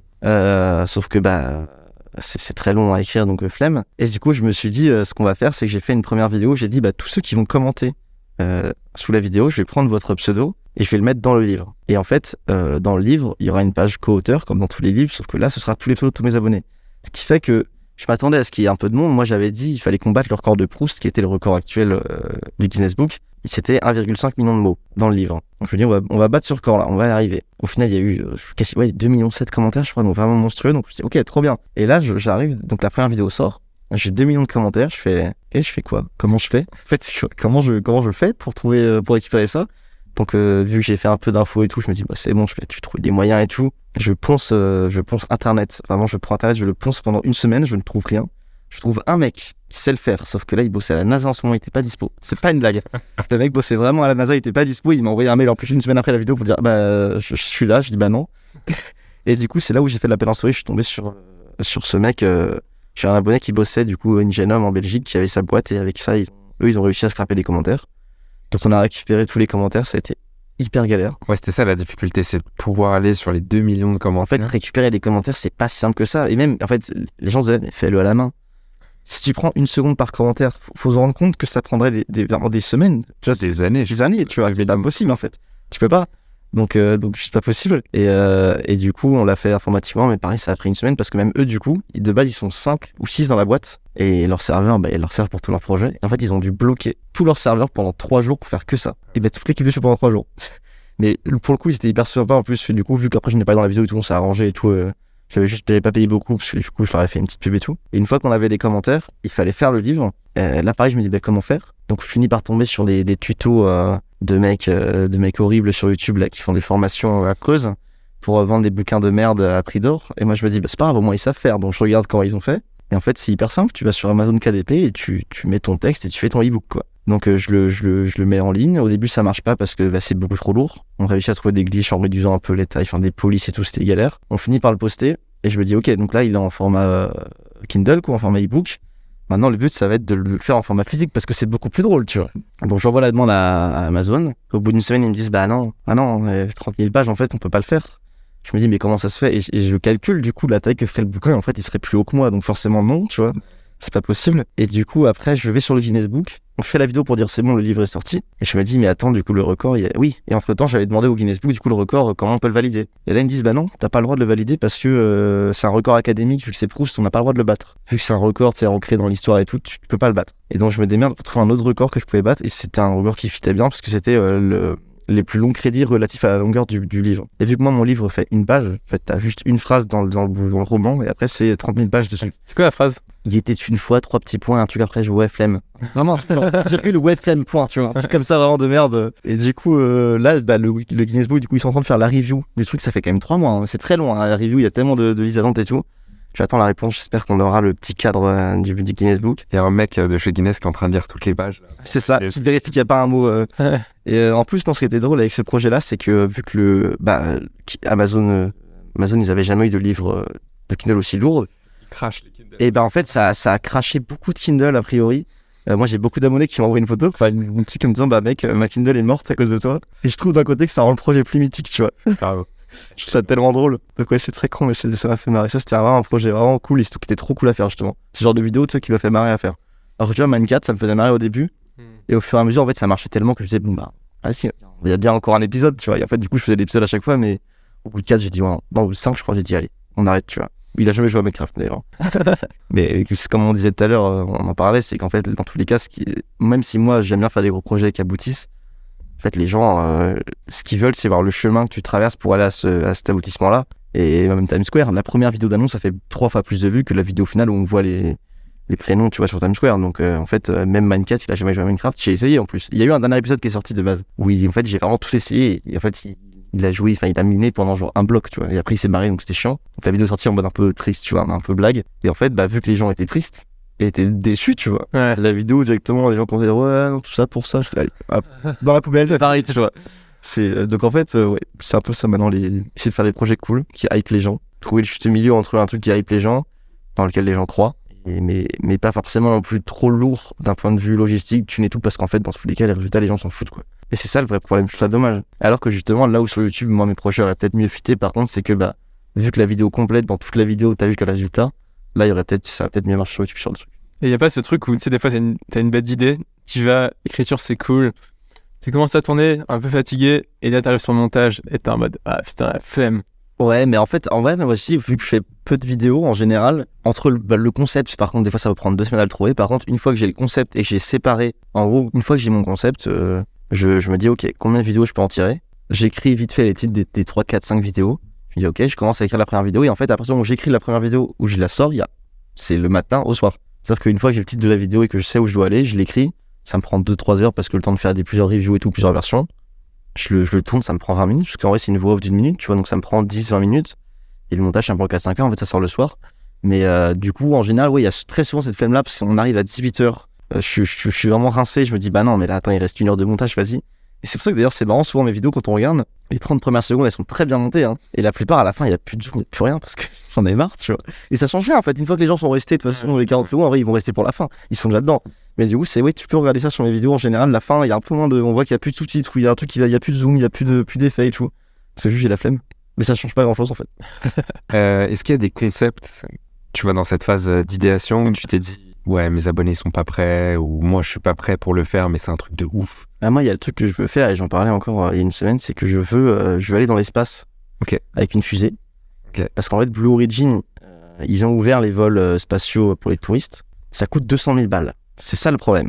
Donc les sponsors qui nous écoutent. Mais voilà, et moi le but c'est de le faire. Je veux faire une série de vidéos où je vais dans l'espace et je trouverai évidemment un moyen d'amener les abonnés avec moi virtuellement ou je sais pas, tu vois. Donc ça c'est un truc où je sais que je vais le faire.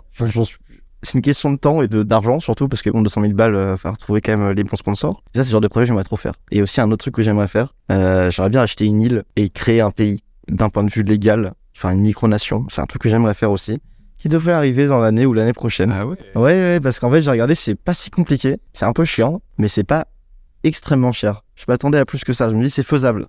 Avec les OP actuels, c'est faisable. C'est des trucs qui sont possibles. Tu penses à une marque, elle dit oui, tout de suite. T'as envie d'aller dans l'aventure, tu vois. Ah, c'est ça, moi j'ai envie, faut trouver ça. Faut trouver la marque qui sera d'accord, mais Chromebook, et tu appelles à Chrome Island, un truc comme ça, c'est bon. Je vais te signer. Par contre, je veux une île avec un gros Chromebook au milieu. Ou n'importe quelle autre marque, hein, n'hésitez pas. Non, mais tu vois, tu mets un gros drapeau de la marque, il y a ton île. C'est bon, ici, ce serait insane. J'aimerais trop faire ça. Tu vas avoir une île, quoi. Quel budget? Bah justement, et les îles, c'est pas si cher. Enfin, des petites îles un peu perdues, par contre, c'est un peu chiant. Il faut y aller, par contre, c'est le problème. S'il n'y a pas de vol international, on va aller en bateau, donc ça coûte une blinde. Mais par contre, les îles en elles-mêmes, c'est entre 50 et 80 000 euros, des petites îles. Donc, tu sais, c'est des budgets où je m'attendais vraiment à beaucoup plus, tu vois. Je me dis, c'est faisable. C'est-à-dire que c'est pas impossible, c'est pas un truc qui est trop loin, tu vois. Et après, tous les trucs juridiction et tout ça, c'est pas si cher, par contre. Ça coûte même quasiment rien. Faut juste avoir 2-3 personnes compétentes qui font le truc, mais c'est pas. Des avocats spécialisés, c'est ça. Fabrication de micronations. En droit fiscal, en droit de tout. Et puis, en fait, moi, le but final, ce serait à la fin de. Ça, pour le coup, je pense pas qu'on y arrivera parce que c'est vraiment nimp, mais j'avais vu une micronation n'importe quelle micronation a le droit d'éditer des passeports, du coup. Bon, souvent, même tout le temps, ils sont pas reconnus par ce pays, du coup, ça marche pas à la douane. Mais il y avait une micronation aux États-Unis qui avait réussi à faire reconnaître son passeport. Et t'avais 2 ou 3 personnes qui sont avec le passeport de ce pays, de cette micronation-là, qui sont passées à la douane au Qatar. Et moi, le but final, ce serait que j'ai un passeport édité qui marche dans des pays, tu vois. Mais ça par contre. Tu sais, tu prends ton vrai passeport à côté, donc comment t'as un backup si tu te laisses pas. Ouais, non, bien sûr. Mais l'idée serait vraiment d'arriver à ce truc-là. Mais ouais, génial. En vrai, prêter, je puisse, genre, que mes abonnés puissent acheter le passeport et qu'on puisse faire des trucs. Enfin, un peu, ce serait trop marrant, tu vois. Sur la nationalité, ouais. Ouais, c'est ça, genre, tu sais, la nationalité, ce serait trop drôle. Donc, ça, c'est un peu un projet que j'avais, mais bon, ça pareil. Je pense que ça peut se faire en 2023, 2024. C'est pas trop loin. La fusée, on va voir. Non, mais c'est génial déjà, mec. Ça peut être vraiment pareil, tu vois. Là, c'est des immenses spoils, mais en fait, en évolution narrative, entre Times Square, c'est ça. île et l'espace. En fait, c'est pour ça, moi, j'avais un truc que je voulais faire. En gros, tu vois, je t'en avais parlé. Où je voulais dire, par exemple, bah, ok, si on atteint les 5 millions d'abonnés, là, j'achète l'île. Si on atteint les 7 millions, je crée le pays. Tu vois, et je me dis, ça peut être pas mal aussi de faire des trucs comme ça parce que. Gamifier le truc. Ouais, c'est ça. Tu peux rajouter un épisode où tu dis, tu vois, on va partir de Chromebook. Tu vois, genre, j'ai acheté une île, j'ai négocié avec Chromebook, ils m'ont dit, frère, ok, mais faut que t'aies 5 millions d'abonnés, Ouais. tu vois. Non, ouais, de fou. Et comme ça crée un truc où t'es sûr qu'après, C'est ça. elle explose. Et je me dis, il y a vraiment moyen de faire un truc de fou avec ça. Ouais. Donc, voilà. Mais faut T'as pensé à l'Arc Unir Burger, où il avait Ouais. dit sur Twitter, Ouais, bah oui. ok, à 100 000 likes, on le fait. C'est ça, bah oui. Pour 2 heures. Et en fait, la marque, du coup, il y a un engagement de fou. Tu vois. Ouais. Bah, c'est comme là, mon truc avec Times Square, l'engagement de fou. La vidéo, elle a 3 millions de vues, la première. Il y a 1 million de commentaires. T'as un ton d'engagement qui est quasiment à 100% parce qu'en fait, il y a moins de likes que de commentaires. Donc, en fait, Ouais. c'est un truc de fou, tu vois. T'imagines 1 million de commentaires. Ouais, c'est abusé, hein. C'est Et même la deuxième vidéo, dans la deuxième vidéo, je dis, bah les gars, par contre, faut remercier Google. Il y a eu 13 000 commentaires. Merci Chromebook, merci Chromebook. Ça, tu le vends. Mais ça, et ils étaient trop contents, tu vois. Je me dis, mais c'est trop bien, tu vois. Je leur dis, bah ouais, mais c'est le but, moi aussi, c'est que quand même les gens, ce soit pas juste une notion sponsor qui allait vite fait à l'arrache. Ouais. Le but, c'est que, Chromebook, c'était vraiment au centre du projet. Et les gens, ils étaient en mode, ouais, merci Chromebook, tu vois, ils ont participé à ça et c'était vrai, tu vois. Donc c'est un peu ça ce que j'essaie de faire, c'est de pas juste caler une OP à l'arrache comme ça. Ouais. Et non, pas non plus de faire juste une vidéo dédiée entièrement à la marque, sinon ça marche pas. Et de trouver juste ce milieu-là où en fait la marque a vraiment son rôle à jouer et où ça hype les gens, quoi. La marque hype les gens de fou. Ils sont trop contents que la marque soit là. Ils sont pas en mode, ah, un sponsor. Ils disent trop bien. En plus, Google, c'était incroyable, tu vois. C'était en fait la fan de la vidéo, c'était, bah, je suis sponsor par une petite marque, Google. Tu vois. Et en fait, les gens ils disent, comment ça? Bah ouais, je trouve ça trop bien. Et là-dessus, ils ont été trop cool. C'était vraiment trop bien de bosser avec eux. C'était un plaisir. Ouais, LOP. c'était trop bien. Google, on les aime. On les adore. Franchement, c'est des cracks. Ouais, j'ai mis les questions, en même temps, j'en ai pas. Je suis vraiment entre les deux mondes. Tu te vois où dans 3 ans? Alors, ça dépend dans quel type de truc, dans le sens où dans 3 ans, je me vois encore quand même par contre sur TikTok et à faire, je pense, le même rythme que maintenant, c'est-à-dire ne pas me prendre la tête, ne pas non plus poster tous les jours, mais avoir des concepts encore plus gros. Par contre, j'espère, et je pense quand même que dans 3 ans, ce sera plus mon activité principale, dans le sens où j'aurai développé à côté d'autres trucs, etc. Parce que comme j'ai dit, ouais, moi, ça commence à m'embêter un peu que toute ma vie, tous mes revenus soient générés avec ma tête, avec mon image à moi. Et même si, bon, je fais gaffe, et il n'y a pas de problème, tu vois, à ce niveau-là, mais c'est un peu chiant de se dire que tout est lié à toi et que si, je sais pas, c'est chiant, tu vois. C'est pas agréable de se dire que tout est lié à toi et tu dois faire gaffe à ce que tu fais, à ce que tu dis, etc. tout le temps. Et ouais, j'aimerais bien justement développer d'autres trucs à côté. Du coup, notamment un truc de consulting avec les marques, aller essayer de les aider à se développer sur les réseaux avec moi, les strats que j'ai fait pour un compte, même pour le compte d'autres gens, tu vois. Et essayer de faire monter ça, quoi. En fait, tu sais ce que tu devrais faire, je pense, c'est une sorte de super agence où tu lances la marque via ton TikTok. Comme ça, la marque, elle prend déjà 50 000 abonnés, tu vois. Et après, tu t'occupes du contenu et tu fais genre des trucs, on appelle ça avec Antoine, tu sais, de clash. Tu dis, Oui, il y a. J'essaie de faire une marque. Il y a Google qui se lance sur. Non, ça marche pas, du coup, c'est TikTok. Non, mais t'as Cellutex qui se lance sur TikTok et tu fais ouais, c'est n'importe quoi. Et du coup, j'ai commandé une bouteille. Et après, tu crées une sorte de clash ou une interaction. Et les gens, ils kiffent ce genre de trucs. Ah, mais de fou. Et là, tu peux faire des kickstarts de fou pour des. Ouais, clairement. Et après, en fait, une fois qu'ils ont leur base, les aider du coup à se développer d'eux-mêmes et trouver ces strates de contenu ou même de branding, tu vois. Parce que le fait que les marques ont trop peur que leur image soit détériorée par TikTok, alors que les marques qui font le plus de chiffres sur TikTok, c'est les marques qui font le plus de conneries, de trucs débiles, et c'est au final les marques les plus prestigieuses. Ouais.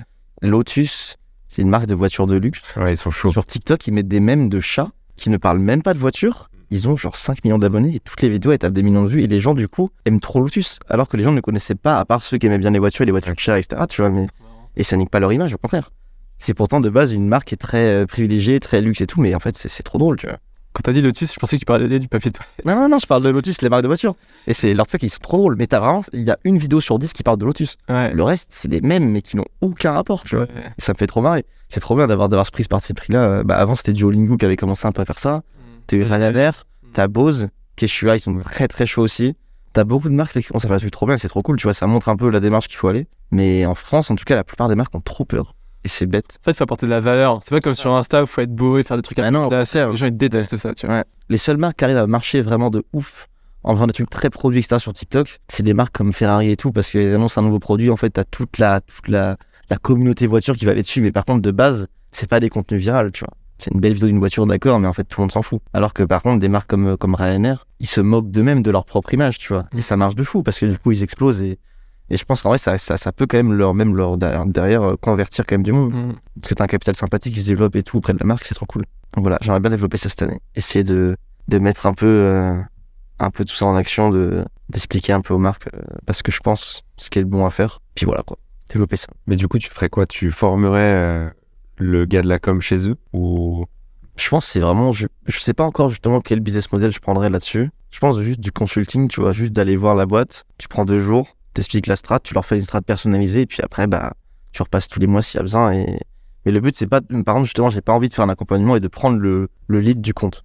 Parce que justement, ça, en fait, c'est un truc que je facturais en tant qu'influenceur et pas en tant que consultant. Parce qu'en fait, C'est un pack. s'ils veulent que ce soit, ouais, mais en fait, s'ils veulent que ce soit moi qui fasse les vidéos sur leur compte, avec mon image, bah dans ce cas-là, en fait, c'est plus du consulting. Là, vous ferez pas des sous, tu vois. Je veux dire, s'ils veulent, si Keshua demain me dit, bah, on veut que tu fasses une vidéo par jour sur notre compte, bah, y a pas de souci, hein. Je suis très très chaud, mais par contre, il va falloir vraiment, derrière, c'est pas possible, tu vois. C'est même pas rentable pour vous, il sera pas intéressant. Donc, c'est pour ça que j'aimerais bien développer ça à côté. Et en plus, bah, ce qui est intéressant, c'est que derrière, si tu aides les marques à développer sur leur propre compte, bah, tu peux derrière, après, bah, les amener aussi vers le côté influence, ou moi, après, derrière, je fais une campagne pour eux, et vice versa. Donc, c'est un peu ça l'idée. Je lisais les commentaires de ton bouquin, j'y pense juste. Ouais. Mais sur Amazon, Ils sont il y a trop drôles. Ils sont trop drôles. C'est incroyable. Ouais. Donc si jamais les gens qui nous écoutent ont envie d'aller sur Amazon, et il est classé 520e. Bah, on n'est pas si mal. Mais il n'y a pas eu tant de ventes que ça, mais on est bien classé quand même. Ouais. Parce qu'en même temps, je l'ai mis dans une catégorie débile en fait. Ouais. En fait, bah, vu que je savais que j'allais pas faire non plus de vente de ouf parce que c'est de la merde, tu vois, comme aucun personne va acheter ça. Bon, après, c'est 1 euro, tu vois, c'est pour la blague, mais même. Mais combien de ventes? Je sais pas, il y a eu genre 200 ventes, tu vois. Donc c'est pas une conversion de fou pour les 10 millions de vues qu'il y a eu, tu vois, sur la vidéo. Mais dans tous les cas, c'était drôle. Mais par contre, je me suis dit, bah, je mets dans une catégorie de merde, bah, comme Max Foch avait fait justement. Je sais plus dans quelle catégorie c'est, mais c'est un truc vraiment où il y a 3 bouquins postés par an, tu vois. Du coup, forcément, je fais plus de ventes que ces bouquins-là. Du coup, je suis quand même bien classé dans les classements style best-seller. C'était la strat. Et tu peux nous teaser un peu peut-être les projets à court terme? Il y a un truc sur lequel tu bosses ou... Et bah justement, mais moi j'aimerais bien pouvoir utiliser, mais sauf que je ne sais pas vraiment. C'est-à-dire que là, j'ai quand même cette semaine commencé à essayer de me remettre dans l'écriture, parce que du coup, depuis 2 semaines, après le truc de Times Square, j'ai dit ok, on va relâcher un peu, même si 2 mois avant, j'avais rien fait non plus, tu vois. Mais là, j'essaye justement, j'ai essayé de faire une remise en question, tu vois, dire bah où est-ce que je veux aller, parce que je peux pas non plus à chaque fois briser le plafond de verre et faire plus gros. Parce qu'en fait, sinon, je vais devoir acheter les États-Unis, tu vois, c'est pas possible. Mais du coup, je vais essayer là de refaire des projets un peu à la Mancat. Pas forcément d'être avec mon chat, hein, mais de faire un truc plus simple, toujours avec le même style d'écriture, mais des projets un peu plus simples. Donc, je pourrais pas dire de projet précis parce que même moi, j'en ai pas. Là, j'ai genre une 30aine d'idées, mais c'est vraiment des bribes qui peuvent pas. Ça veut rien dire, toi, tant que c'est pas mis ensemble dans des projets. Donc, normalement, j'espère la semaine prochaine, ou dans les semaines qui viennent, en tout cas, il y aura au moins 1 ou 2 séries de vidéos avant le prochain gros projet. Et comment tu testes tes idées? Là, toi, t'as 30 idées, comment tu t'arrives à... Ok, il y en a peut-être 5 où tu te dis elles ont un vrai potentiel, mais est-ce que tu t'écris des premiers scripts, tu les soumets à tes potes? En général, si une idée, je la trouve pas assez bonne, je fais pas de script. Et tous les scripts que j'ai fait, en général, ça finit en vidéo. Je crois que 99% du temps. Il y a dû y avoir très peu de scripts que j'ai jetés. À part une fois que la vidéo était produite, j'ai dit, non, c'est de la merde. Mais sinon, non, mais en fait, en général, j'ai vraiment plein d'idées. Mais c'est le problème, c'est de créer des liens entre chaque idée pour faire un gros truc. Et une fois que j'ai une idée sympa, par contre, là, du coup, j'en parle avec Satine, j'en parle avec des potes, et je vois s'il y a un potentiel. Et surtout, selon eux, ce qu'ils m'ont dit, et même des fois, une fois que j'ai 2 grosses idées, je les mets ensemble. Plein de petites idées entre 2 idées, et après, je remets ça ensemble pour faire encore un truc encore plus gros. Donc, je te dis, le process, il peut prendre entre 1 semaine et 2 mois, quoi. C'est ça le problème. C'est qu'avec en tout cas, les contenus que moi je veux faire, bah, parfois, oui, je me retrouve du coup à ne pas poster pendant 2 mois. Ce qui est pas très grave, parce que derrière, du coup, vu que les stats sont plus grosses, niveau thunes, ça roule très bien. Mais c'est juste, purement personnel de l'ennui où tu te dis, mais merde, tu vois. Et d'où le fait de vouloir développer à côté d'autres trucs pour m'occuper justement quand ce côté créatif pour moi. Parce qu'en fait, des fois, il y a des trucs où j'aide mes potes pour leurs vidéos à trouver des idées. Et j'en trouve très vite, dès qu'on te discute, paf, j'ai 2-3 idées et ça file, tu vois. Mais par contre, quand c'est pour moi, c'est beaucoup plus dur. Parce qu'en fait, j'ai ma DA que j'ai d'instaurer et du coup, je trouve ça beaucoup plus simple de donner des idées en fait pour d'autres que d'en trouver pour moi. Et du coup, c'est pour ça que quand c'est le moment là où j'arrive pas à en trouver pour moi, en trouver pour d'autres gens et c'est de développer ça, quoi. Et tu dirais que t'es bien entouré d'autres créateurs? Franchement, ouais, après, je suis pas du tout, je suis pas, en tout cas, dans le milieu vraiment du créateur influence et tout, j'ai pas 4 milliards de potes, il doit y avoir peut-être 10 personnes avec qui je parle souvent et tout. Donc, par contre, justement, je suis bien entouré parce que j'essaie d'être avec les personnes avec qui ça va déjà bien, forcément, et aussi où professionnellement il y a un truc à faire sympa, où on peut s'entendre sur différents points et on a la même vision artistique, quoi. Mais du coup, non, pour le coup, je me sens quand même bien entouré. Mais je suis pas. C'est pour ça aussi, je vais pas à toutes les soirées et tout, parce que les soirées comme ça, déjà de base, moi aussi, je suis un grand timide, donc forcément, déjà, en général, ça fit pas, tu vois. Et aussi parce que je me reconnais pas dans beaucoup de créateurs, et c'est aussi ce truc-là que moi, c'est aussi pour ça que je me suis un peu éloigné aussi du milieu, en tout cas de l'influence en général. C'est que je me suis rendu compte que beaucoup de gens considéraient que le fait d'avoir le même métier était suffisant pour être vraiment potes, alors que des fois non, tu vois, ok, on fait la même chose en fait, mais en vrai on n'a rien en commun, et du coup il y a très peu d'influenceurs vraiment, que je vois vraiment souvent, régulièrement, quoi. J'ai quand même 4-5 potes que on se voit tout le temps et tout, et les gens avec qui je bosse quand même régulièrement, mais ouais, je connais pas tout le monde dans ce milieu-là, et je suis pas tout le temps à essayer de parler à tout le monde et tout, mais aussi parce que je suis encore timide. J'ai réalisé ça, j'étais allé dans une soirée pour créateurs, et genre j'étais allé sans pote, tout seul, tu vois, c'était une OP, c'est pour ça. Mais tu sais, j'étais en mode, donc j'avais tourné mon truc, et après j'étais en mode, franchement, j'ai rien à faire là. C'est ça en fait. C'est un truc de ouf. Ouais. Et c'est pour ça que je trouve ça trop cool avec la school, justement, c'est qu'il y a vraiment cet esprit-là où il y a que des gens, où même si c'est pas forcément des contenus que je regarde, mais il y a toujours un truc d'intéressant dans ce qui est produit, et même dans la manière de réfléchir au contenu et tout, et ça, je trouve que c'est une putain d'idée, ce truc-là. Merci. C'est vraiment bien. Tu peux nous parler, Victor, un peu de la Creator School? Bien sûr, Creator School avec un nouveau adhérent, du coup, Xelito. C'est ça. Faut que je m'abonne. Ah ouais, j'avoue. Et pareil, j'ai pris 2 mois avant de m'abonner, alors j'avais tous les événements, et à chaque fois j'ai oublié de m'abonner. C'est un truc de ouf. Je comprends pas pourquoi. L'onboarding, je sais pas. Je sais pas pourquoi les gens ils veulent pas s'abonner, tu vois. Et surtout qu'en plus il y a pas d'engagement, tu vois. Ah ouais, mais je sais pas, moi j'y pense pas, j'étais en mode c'est bon, je reçois les mails, tac, et en fait j'ai oublié de faire le truc. Je pense qu'il faut harceler les gens, il faut un commercial en fait, tu vois. Mais c'est une sorte de commercial qui gagne pas d'argent, c'est bien. Mais en gros, ouais, Creator School, une école pour créateurs. Donc c'est creatorschool.paris. On accepte que des gens qui ont, selon nous, un talent, une appétence ou en fait une connexion avec la communauté de créateurs qu'on a déjà créée. Et l'idée, c'est que chaque personne qui vient puisse donner et recevoir. Tu vois, faut que tu y ailles, tu puisses se conseiller les gens et que tu puisses ressortir en mode j'ai appris des trucs, j'ai eu trop de valeur. Donc voilà, on fait plein d'événements, plein de trucs. Hier, on était à Hot Ones avec Ken Kojandi. Ouais, j'allais demander justement, c'était quoi vous pouvez nous en dire un petit peu plus l'événement d'hier, ou même le type d'événement que vous faites? On fait 1000 événements. En fait, toutes les marques, de plus en plus, même des agences, plein de gens viennent nous voir. Ils savent qu'on a un pool de créateurs de talent et ils nous disent nous, on bosse avec cette marque, on a cet événement et tout, est-ce que vous pouvez venir? Nous, si ça nous intéresse et que ça fit, on dit ok, on propose à nos créateurs et ceux qui veulent, ils y vont.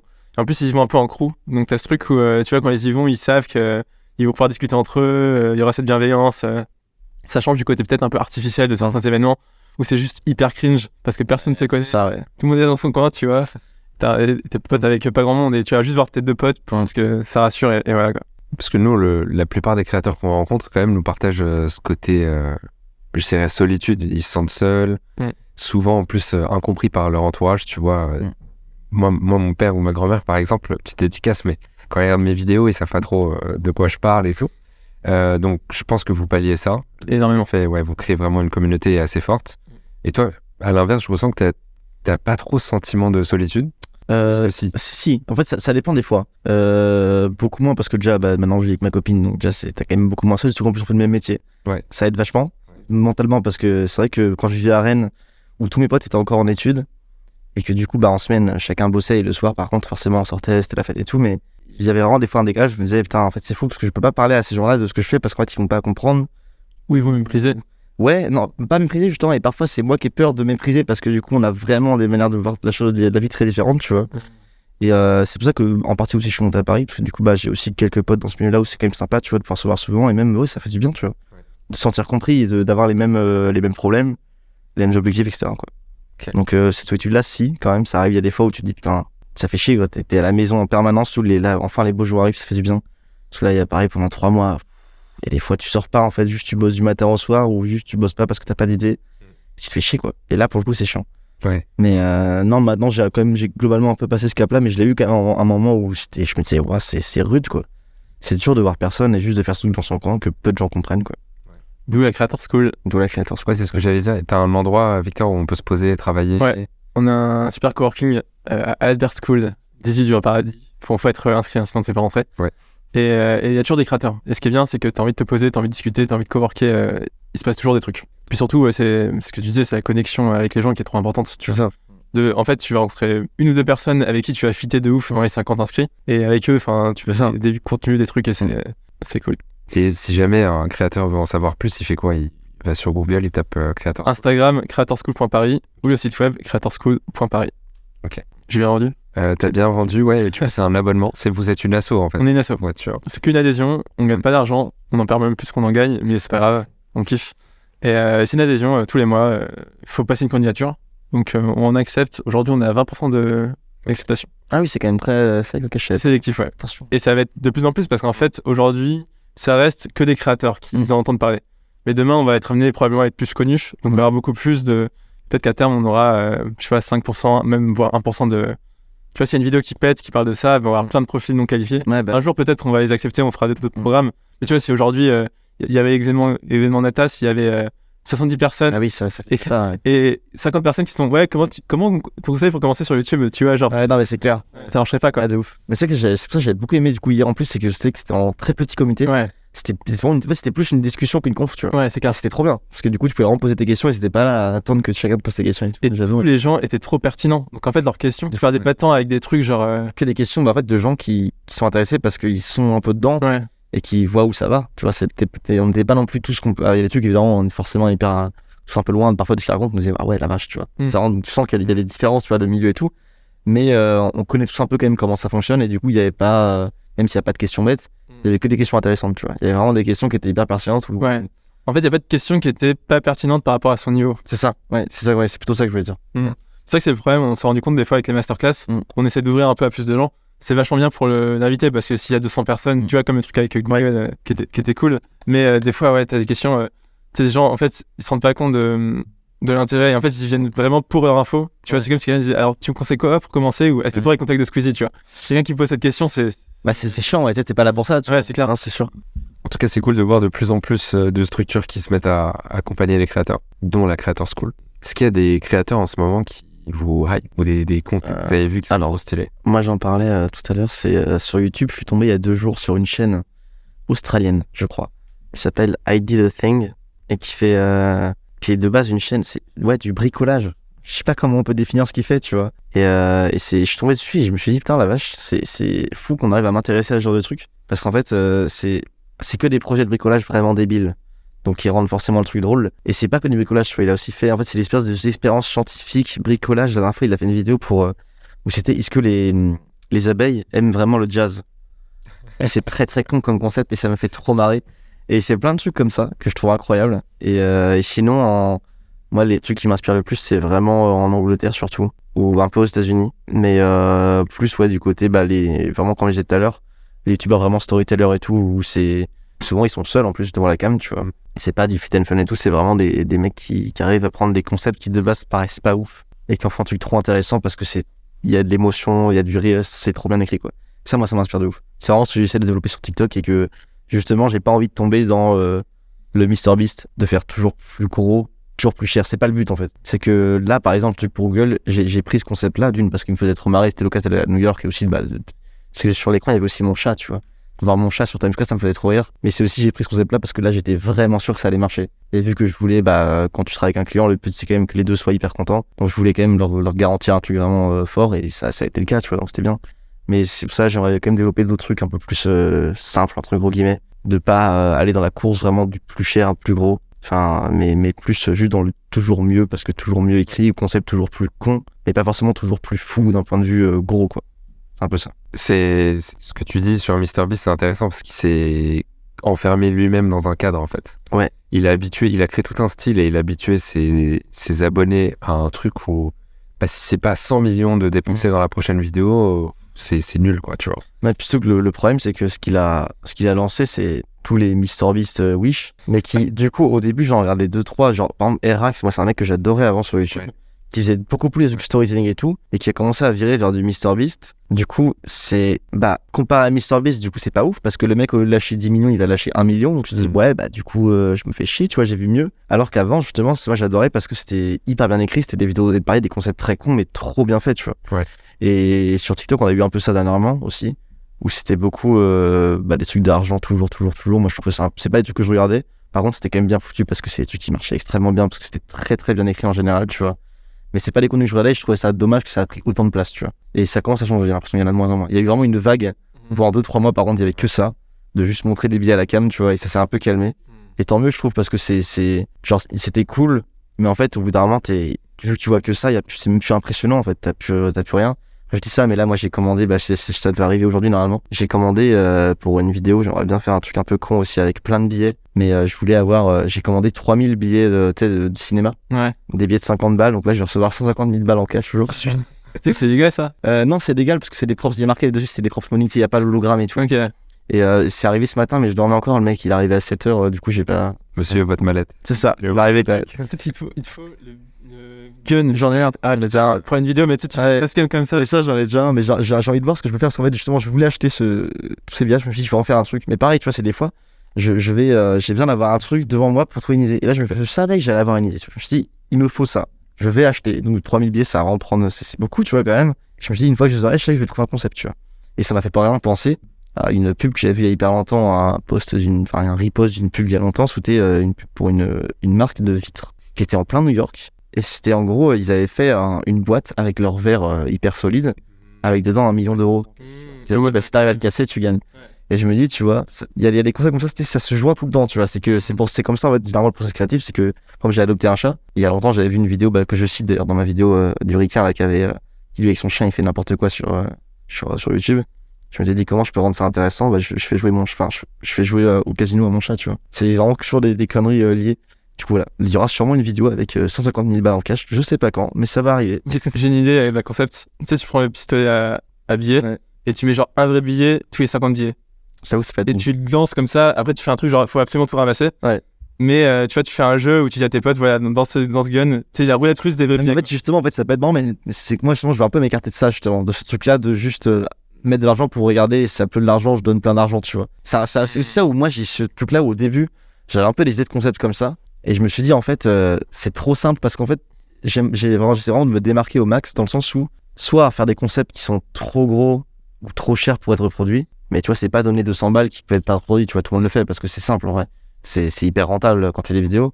Ou alors faire justement des concepts où ça peut pas être copié parce que t'as pas l'idée de faire ça tellement c'est con, tu vois. Ouais, et c'est copié en fait, c'était tellement ouf. Et c'est pour ça en fait, genre maintenant j'essaie vraiment de faire que des concepts où tu te dis bah ouais putain il est con, c'est marrant, tu vois, genre c'est la blague poussée à l'extrême.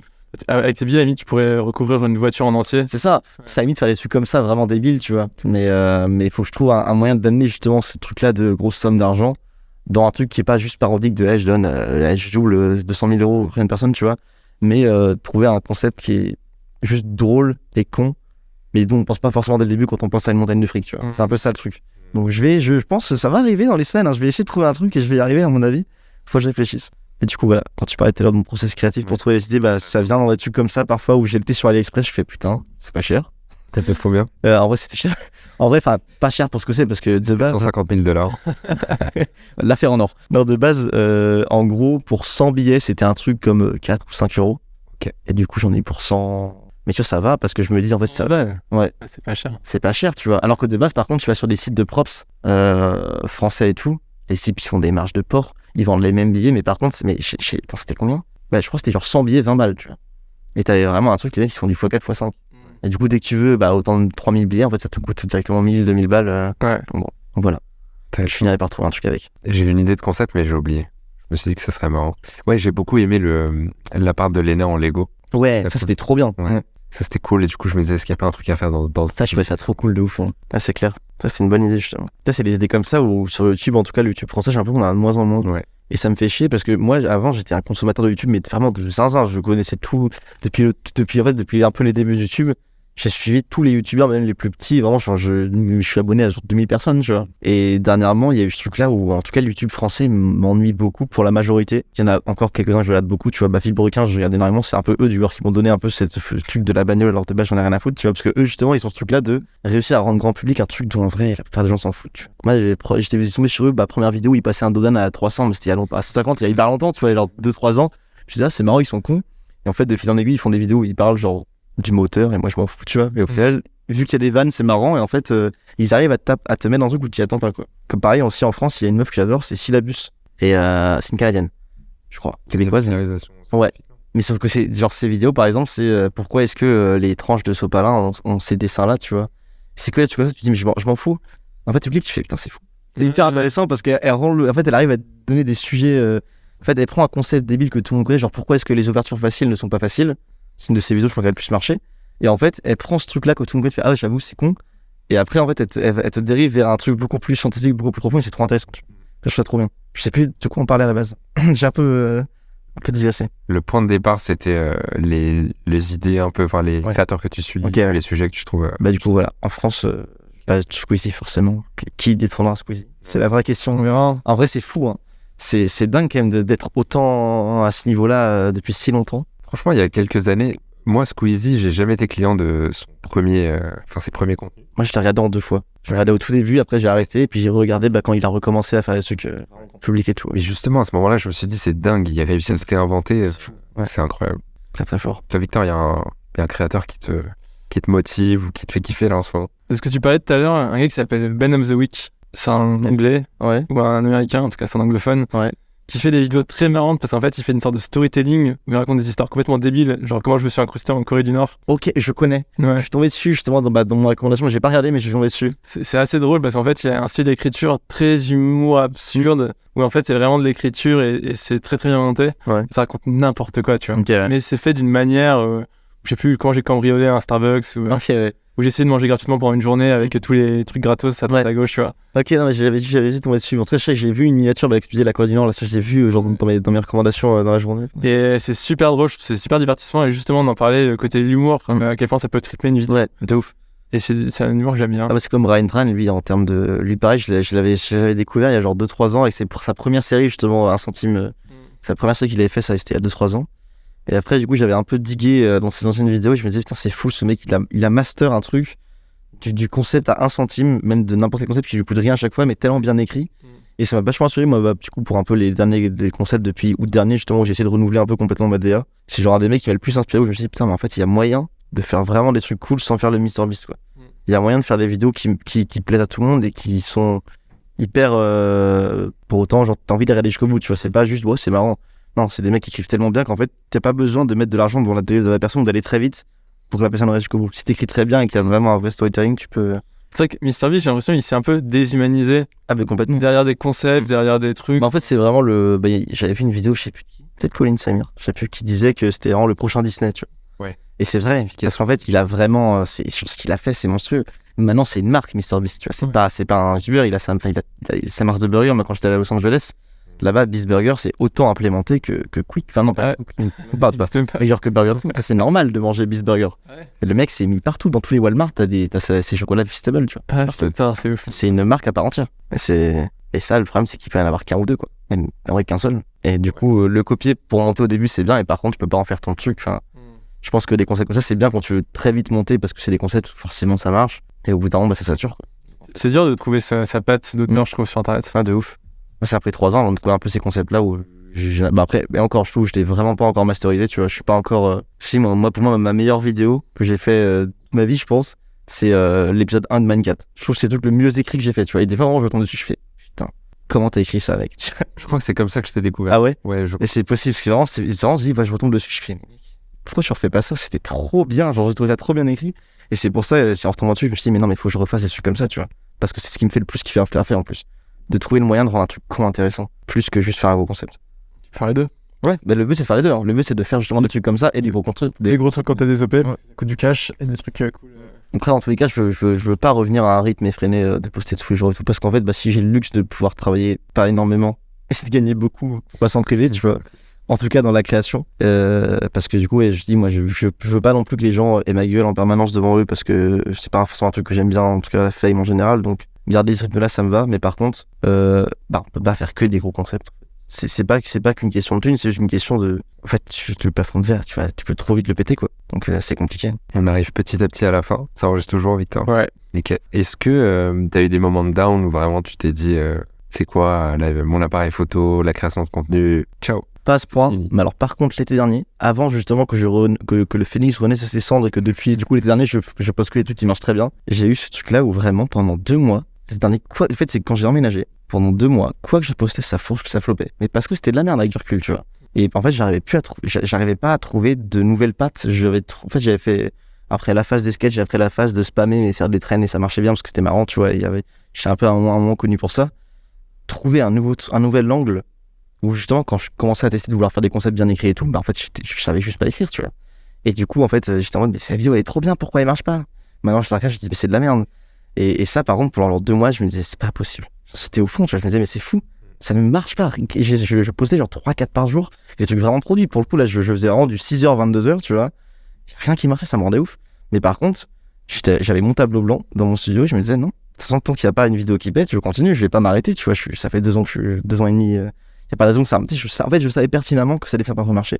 C'est-à-dire que maintenant, vu que j'ai déjà eu 2-3 phases comme ça, je sais très bien que quoi qu'il arrive, c'est jamais fini. Mais par contre, à chaque fois, le moment de transition entre une époque et une autre, C'est nerf en fait. elle est trop dure cette transition. Vu que j'ai déjà fait 2 fois maintenant, ça va, tu vois. Mais par contre, ouais, c'était rude, mais je savais. Je me disais, c'est pas grave, ça va venir, tu vois. Je me disais, ça, je vais finir par trouver un concept banger et comprendre pourquoi il a marché et le démultiplier comme j'ai fait. La vidéo qui a répété la première, du coup, depuis où ça marche hyper bien là, c'était la vidéo où j'appelais les arnaqueurs. Où j'appelais les arnaqueurs au téléphone et c'est la première je me suis dit, au fait, non, c'est bon, ok. En fait, c'est bon, je sais faire. Faut juste retrouver ce truc-là. Et après, par contre, depuis, tout marche très bien. Parce qu'il fallait que j'ai ce truc-là c'est que ça va marcher, pourquoi? Ok. Et voilà. Mais du coup, non, j'ai eu ce moment de down, mais pas au point de me dire j'arrête tout. Au tout début, t'es en mode, bon, fais chier. Mais jamais je me suis dit, ouais, je reprends les études. Jamais. Je fais plus. De toute façon, ça maintenant, en fait, je pense que c'est un peu pour tous les gens qui ont déjà goûté à ce truc-là de vivre de tes projets et d'être payé en fonction de ton travail. Je pense très dur de revenir en arrière. Une fois que t'as goûté à ça. Pas pour tout le monde, tu vois, t'en as certains qui Alors, bien sûr, complètement. Mais une fois que t'as goûté à ça et que t'as kiffé, en tout cas, ça, je pense que revenir au salariat, en tout cas, hyper classique et tout, ça doit être très très dur. Et moi, je sais que je me vois plus là-dedans, quoi. Et je me demandais, vous le voyez comment, vous, l'avenir de TikTok et même des formats de contenu est-ce qu'on commence petit à petit à dire adieu au format long, aux vidéos un peu plus produites, etc. On va plus sur de l'authentique. Est-ce que le vertical a des longs jours devant lui? Pour moi, en tout cas, TikTok a un avenir qui est monstrueux. Le ban, j'y crois 0%. Mais vraiment, je n'y crois pas. Je pense que les ricains peuvent pas faire. En fait, ça créerait trop de problèmes. Ils peuvent pas faire ça. Et puis, ils s'arrêtent quand? Une fois qu'ils ont fait ça, en fait, ils s'arrêtent quand? C'est pas possible. Partout du principe que ça n'arrive pas, tu vois. Pour moi, le format vertical, de toute façon, prendra le dessus, mais ça fait bien longtemps que c'est en marche de le faire, tu vois. Je me rappelle à l'époque, dès que quelqu'un filmait en vertical, je disais, mais t'es con, parce que moi j'adorais la vidéo. Je disais, mais non, filme à l'oriental, bah, je suis un connard. Maintenant, je fais que du vertical, tu vois. Donc ça, pour le coup, évidemment, tu vois, le vertical, ça va continuer. Et en termes de longueur de format, je pense que justement, TikTok est en train de pousser de fou les formats longs. En tout cas, plus long que 15 secondes. Et moi, je vois dans mes pour toi, les quelques fois où je scroll, les seuls requins que je vois, c'est des mecs qui font des vidéos de 5-10 minutes et ça marche de fou sur TikTok. Donc pour moi, le format long a tout son avenir sur TikTok. Et par contre, les formats fit and fun et tout, style YouTube, les seules fois où j'en vois sur TikTok, ça marche pas. Parce qu'en fait, c'est factuellement pas des bonnes vidéos d'un point de vue watch time. À part quand c'est des concepts, par exemple, l'imposteur, c'est un putain de concept. Parce que là, pour le coup, t'as cette tension qui se crée, où t'as envie de savoir, du coup, t'as envie de voir la suite. Mais la plupart des concepts YouTube hyper mainstream, tu vois, en fait, c'est pas des. Genre, factuellement, c'est pas des bons concepts qui retiennent l'attention du spectateur, tu vois. Ça veut pas dire que c'est des mauvaises vidéos, mais c'est pas des concepts qui marchent, en tout cas, avec l'algo TikTok qui est très psychologique, où où la personne en face, en fait, si elle regarde pas la vidéo, c'est pas parce que. Enfin, c'est juste parce que ta vidéo n'est pas bien, en fait. Elle n'est pas bien pour lui. Mais c'est le côté parole de TikTok où ça se joue pas, c'est pas du tout aléatoire. En tout cas, j'ai pas l'impression, tu vois. À l'époque, je m'en plaignais, je disais, je comprends pas, TikTok, c'est vraiment aléatoire, mais en fait, non, pas tant que ça. J'ai l'impression maintenant, parce que vu que maintenant, quand je poste une vidéo, je sais d'avance si elle marche ou elle marche pas. Une fois qu'elle est postée, je comprends pourquoi elle a marché ou pas. Je me rends compte que c'est pas si aléatoire que ça, en fait. C'est que c'est vraiment juste, si une personne décroche, c'est pas ouf pour le réseau. Et du coup, pour moi, les concepts vraiment fit and fun pur et dur où il n'y a pas vraiment de trame, etc., pour moi, ça tendra à disparaître au fur et à mesure. Et par contre, un truc où dernièrement, moi, ce qui m'inspire beaucoup aussi, au-delà de YouTube, etc., c'est les dessins animés pour enfants et les émissions télé, genre envoyé spécial. En fait, on s'en rend pas compte, mais c'est tellement bien écrit. Ouais. Genre, un dessin animé pour enfants, t'es devant, tu ne peux pas décrocher. Parce qu'en fait, c'est fait pour un gosse qui a une attention de 3 secondes. Et en fait, quand tu t'inspires de ça, tu comprends que ces mecs-là, en fait, c'est des génies aussi du watch time, tu vois. Et même les émissions télé, genre les documentaires qui passent à France 2, tu vois, en fait, c'est trop bien fait. Moi, je me disais, mais en fait, c'est pas ouf, mais en fait, quand tu réfléchis, c'est trop bien fait. Ils ont une bonne intro, ils ont un bon hook, ça continue, et en fait, c'est du génie, tu vois. Et du coup, maintenant, j'essaie de m'inspirer aussi ces trucs-là qu'on penserait pas, tu vois, à regarder, justement, nous qui sommes en mode, ouais, la télé, c'est de la merde et tout, mais en fait, pour moi, il y a vachement de trucs à tirer de ça, parce que ces mecs-là, s'ils sont aussi hauts depuis si longtemps, ils sont compris, tu vois, un truc. C'est pas pour rien, tu vois, que ça marche si bien, ces programmes-là. Et vraiment, moi, c'est la dernière fois, c'était devant, je sais plus quel dessin animé, c'était un Disney. C'était Alerte Rouge, je crois. Et devant Alerte Rouge, vraiment, je regarde, je fais, oh la vache, c'est des fous. En fait, ils sont trop forts. J'avais jamais capté ça, tu vois. Que, en fait, c'était trop, genre, toutes les 3 secondes, t'as un truc. T'as toujours une action, Et du coup, je pense que c'est des sources d'inspiration qu'on devrait tous avoir aussi, tu vois. En tant que créateur, en tout cas sur TikTok, puisque TikTok, on est obligé de s'adapter vraiment à la personne en face de soi, contrairement à YouTube, où une fois que t'as une communauté, normalement, t'es plus tranquille, en tout cas pendant un certain temps. Au bout d'un moment, forcément, les gens se lassent, mais tu peux ne pas te renouveler sur YouTube pendant 1 an, je pense que ça va. Tu perdras pas beaucoup d'audience. TikTok, tu te renouvelles pas, au bout d'un mois, c'est fini. En fait, c'est même pas que si tu te renouvelles pas, c'est que si tu fais plus d'efforts, en tout cas, c'est fini. Même une vidéo, ça marche vraiment à la vidéo TikTok. Hein. tu postes une vidéo pas ouf, qu'importe ton nombre d'abonnés, ça marchera pas, quoi. Et tu disais que t'as appris à écrire du coup en faisant des vidéos plus écrites. Comment t'as appris? Déjà, en analysant les vidéos des gens que j'adorais, donc que ce soit les Américains ou les Anglais, du coup, comme je disais, Ryan Tran, Max Foch, et en fait, j'oublie toujours les prénoms des autres, pourtant je les regarde tout le temps. Je ferai une liste. Ouais, faudrait que je fasse une liste. Déjà, ces mecs-là, j'essaie de comprendre, en fait, pourquoi est-ce que j'étais fasciné, tu vois, par la vidéo, pourquoi est-ce que, quand il parlait, quand il racontait sa voix off, pourquoi est-ce que j'avais envie de savoir la suite? Et une fois que tu comprends ça, après, j'ai beaucoup tout ce qui est analyse de créateurs, justement, aux États-Unis. J'ai fait des centaines de vidéos, justement, de ça, même des analyses de vidéos tout court, tu vois.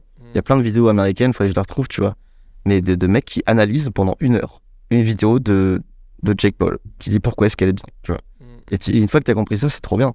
Et en fait, ça m'a vraiment passionné, mais ça fait longtemps, ça me passionne depuis plus longtemps que je fais de la création, tu vois. Ok. Ça me passionnait déjà avant, mais avant, je comprenais pas trop, parce que vu que j'étais pas dedans, je me disais, ouais, c'est facile, du coup. Ouais. En fait, j'ai eu des clics là, une fois que là, je me suis dit, ok, faut vraiment faire des vidéos bien écrites et tout. Et en re-regardant ces vidéos-là, je fais, mais oui, je comprends beaucoup plus, en fait, ce qu'il voulait dire. Et pareil, tous les podcasts, genre, l'ancien monteur de Logan Paul, Aiden Smith, je crois, avec le podcast, Editing Podcast, qui lui était le monteur de Logan Paul, et qui fait souvent des analyses, des breakdowns, justement, de vidéos YouTube. Et je crois que je confonds avec le monteur de Beast. Mais ouais, non, t'as raison. C'est pas un mec qui a créé ça. Ouais, qui a des lunettes. Un peu geek. Ouais, c'est ça. Okay. Et lui, mais cool, c'est des masterclass chaque vidéo. Tu te dis, mais c'est fou. Ça s'appelle comment?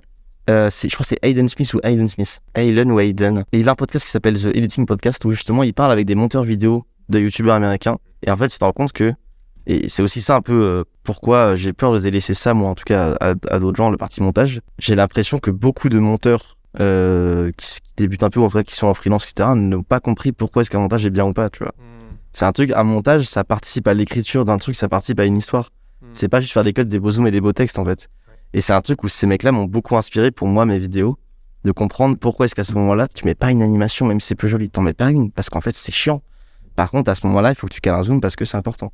Et du coup, ça, je conseille vraiment ces vidéos-là qui sont des mines d'or, mais vraiment des mines d'or de ouf, de comprendre pourquoi est-ce qu'une vidéo est bien ou pas. Et une fois que tu as compris ça, c'est trop cool. C'est là où tu t'amuses le plus à l'écriture. Parce que du coup, mais tu t'amuses et au bout d'un moment, tu t'ennuies. Parce que tu t'amuses au début, et au bout d'un moment, une fois que tu as un peu master, en tout cas dans cette niche-là de mes vidéos-là, je m'ennuie. Mais du coup, je vais faire d'autres concepts à côté pour me retrouver ce plaisir-là aussi de faire d'autres concepts plus drôles. Et du coup, ces mecs-là, faut les regarder. Ils sont très bien. Au tout début, quand on s'est lancé sur le montage, on regardait beaucoup ce qu'ils faisaient sur des trucs assez basiques, mais ils parlent du J-cut, tu vois. Ouais. Quand tu fais des cuts, ouais, bien sûr, gros, qui s'enchaînent, etc. Quand tu superposes un tout petit peu les audios pour que ce soit plus dynamique. Donc ouais, c'est un bon learning. Si j'oublie pas, j'essaierai de mettre le lien dans la description. Ouais, mais c'est vraiment, pour tous ces podcasts, c'est toutes les semaines. Ouais. Où il invite un monteur et c'est fou. Vraiment, c'est fou. Tu oublies à quel point, en fait, c'est un travail de fou qu'il y a derrière. Genre, il montre des fois les rushs d'une vidéo. En fait, il n'y a rien, quoi. C'est un mec, Logan Paul, quand il faisait une vidéo par jour, il filmait juste n'importe quoi. Et c'est ce mec-là derrière c'est lui le grand génie, tu vois. Ouais. Parce que c'est lui qui écrit la vidéo, en fait, et qui fait tout derrière. Qui est juste avec des rushs, arrive à faire un truc tellement logique et qui a tellement de sens et qui apporte des émotions dans des rushs où de base, il n'y en a pas, quoi. Surtout, tu sais, des gens comme ça qui sont juste très bons à la caméra. En fait, ils t'envoient tout en mélangé, tu vois. C'est lui à dire, ok, on va prendre ça avec ça avec quelque chose. Tu réécris, en fait, tu réécris l'histoire. Hein. Tu peux des trucs qui sont passés après, tu les mets avant parce que c'est plus logique, il y a plus de tension, tu vois. Ouais. Et c'est trop fort. Et d'ailleurs, sa vidéo, je crois, la mieux qu'il avait fait, c'était il a review la dernière vidéo de Logan Paul. Du coup, c'était il y a 3 mois, avant que Logan Paul se fasse re-cancel. Il fait cancel tous les ans, lui. Mais bon, après, oui, il restera là. C'était sa vidéo sur des cartes Pokémon, là, où il a acheté la carte la plus chère du monde. Et justement, il a review cette vidéo-là, et c'est fou. C'est vraiment fou. C'est n'importe quoi. C'est lui qui l'a monté ? Ouais. Ah, trop bien. Bah, et après aussi, il y a un truc qu'il fait, c'est qu'il fait un. On est direct. Ouais, mais va voir, vraiment, c'est incroyable. Et il fait aussi une série de vidéos où il roast les autres monteurs avec eux. En gros, il amène un monteur qui a monté telle vidéo et il le roast. Mais c'est trop intéressant, tu vois. Ouais. Et c'est comme moi, dès qu'une vidéo est prête, dès qu'une V1 est prête, moi de mes vidéos, je l'envoie ma vidéo à un pote et je lui dis déglingue-moi cette vidéo. Et vraiment, je lui dis roast là autant que tu le peux, tu vois. Et du coup, maintenant, il y a de moins en moins de trucs à dire. Mais c'est tant mieux. Mais à l'époque, des fois, il me disait ça. J'étais en mode ok, ça fait mal, mais par contre, c'est trop bien.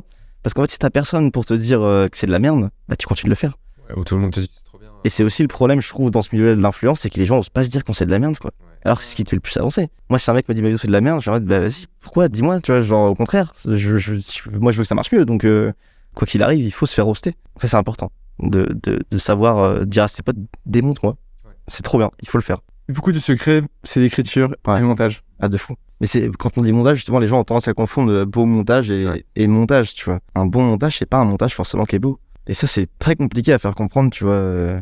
un monteur qui a pas beaucoup d'expérience, j'ai l'impression, en tout cas moi de par mon expérience, va te faire des choix arbitraires. Ouais. Tu vois, il va mettre, là je vais mettre un montage, un zoom parce que les zooms c'est bien, là je vais mettre une illustration. Alors que les montages, les monteurs les plus expérimentés, ils vont faire vraiment des choix conscients. Ça peut-être vont pas être les bons, mais tu vas se dire, ok, là pour appuyer le truc, pour remonter la tension, je vais faire ce choix-là.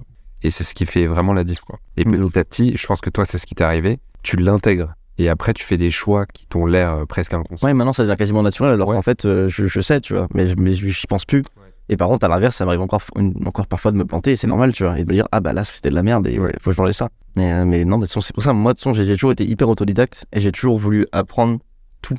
J'ai toujours voulu comprendre tout. Dès qu'il y a un truc que je comprends pas, je sors mon téléphone, je recherche sur Google, tu vois. C'est un truc où j'ai toujours été intéressé par tout. Et du coup, le montage, quand j'ai commencé à me mettre dedans, du coup, ça fait plus de 10 ans, du coup, parce que j'étais en 6ème, tu vois, au collège. Et dès qu'il y a un truc que je comprenais pas, j'ai toujours voulu apprendre comment le faire. Et du coup, je maîtrise pas. Je suis sur After Effects, je te fais rien, tu vois. Je te fais pas des textes animés et tout. Mais par contre, techniquement, j'ai pas de problème pour te faire ce que je veux. Et par contre, après, j'ai voulu, du coup, une fois que j'avais compris la technique, il fallait que je comprenne pourquoi, en fait. Pourquoi tu le fais?